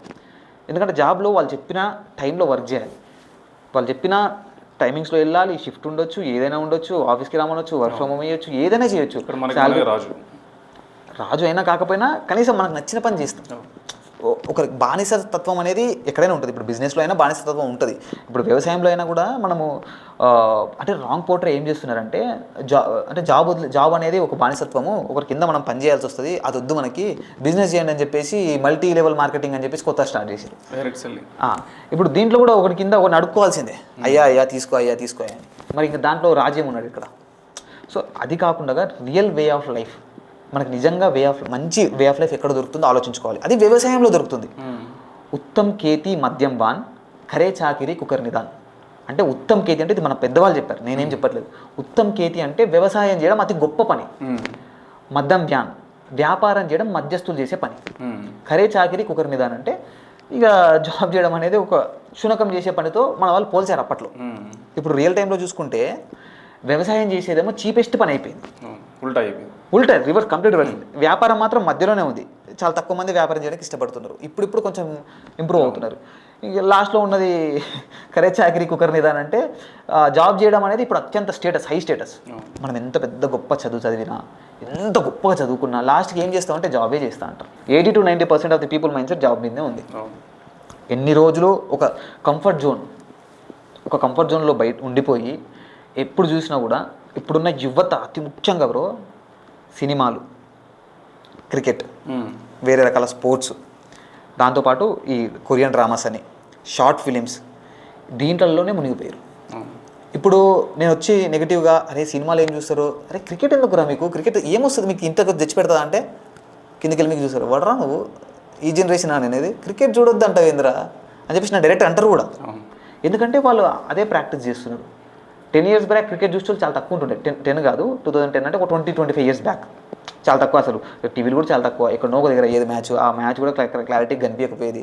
చాలా తక్కువ మంది చూస్తారు. ఇప్పుడు క్రికెట్ చూడని వ్యక్తి లేడు, రైట్. ఇప్పుడు జెన్జీ జనరేషన్లో ఇంకా బాధాకరమైన విషయం ఏంటంటే చాలామంది నెగిటివ్కి అట్రాక్ట్ అవుతున్నారు. ఇప్పుడు సోషల్ మీడియాలో పాజిటివ్ ఉంది, నెగిటివ్ ఉంది, రెండు ఉన్నాయి. మనం ఎప్పుడైనా సరే హంసలాగా ఉండాలి. హంస పాలలో నీళ్ళని పోస్తే రెండింటిని వేరు చేస్తుంది, మంచిని చెడుని వేరు చేస్తుంది. మనం కూడా సోషల్ మీడియాలో కూడా మంచి ఉంది, చెడు ఉంది. మనం ఎప్పుడు మంచి వైపే ఉండాలి. దురదృష్టకరం ఏంటంటే అందరూ చెడు వైపే ఉంటున్నారు. సో యూత్ కూడా సింపుల్ బ్రో, ఒక క్రికెట్ మ్యాచ్ ఒక 3 hours అవుతుందా, 3 to 4 hours అవుతుంది కదా. ఒక సినిమా కూడా 3 to 4 hours ఉంటుందా. ఎనీ వెబ్ సిరీస్ తీసుకుంటే రోజులు చూస్తారు. ఇంకా వెబ్ సిరీస్ అయితే చెప్పాల్సిన అవసరం లేదు. ఇవన్నీ చేస్తున్నప్పుడు కరెక్ట్గా ఒక గంట సేపు నా దగ్గర కూర్చుంటే నేను మీకు మీ ఊర్లోనే ₹1 కోటి బిల్ చేసే వ్యాపారం నేను చూపిస్తాను. మీ ఊర్లోనే ఏం చేయాల్సిన అవసరం లేదు. సింపుల్ సిస్టమ్ని ఎస్టాబ్లిష్ చేస్తే ₹1 crore సింపుల్గా జనరేట్ చేయొచ్చు. నువ్వు ఏం చేయకు, ఊర్లో ఉండు, ఒక చిన్న పనులు చేయి. మీ ఊర్లో ఎన్ని ఫ్యామిలీలు ఉన్నాయి? ప్రతి ఫ్యామిలీకి కూరగాయలు కావాలి. ప్రతి ఇంట్లో కూరగాయలు ఉంటాయి, ప్రతి ఇంట్లో పాలు ఉంటాయి, ప్రతి ఇంట్లో రైస్ ఉంటుంది, ప్రతి ఇంట్లో పప్పులు ఉంటాయి, ప్రతి ఇంట్లో మిల్లెట్స్ తక్కువ ఉన్నాయి, అవి కూడా ఉంటాయి కొన్ని, రైట్. ఇవన్నిటిని మిల్లెట్స్ అంటే జొన్నలు కూడా తీసుకోవచ్చు, జొన్న రొట్టె కూడా తింటారు కదా ఊర్లలో, గోధుమ రొట్టె తింటారు. సరే ఏదో ఒకటి యాడ్ చేద్దాం.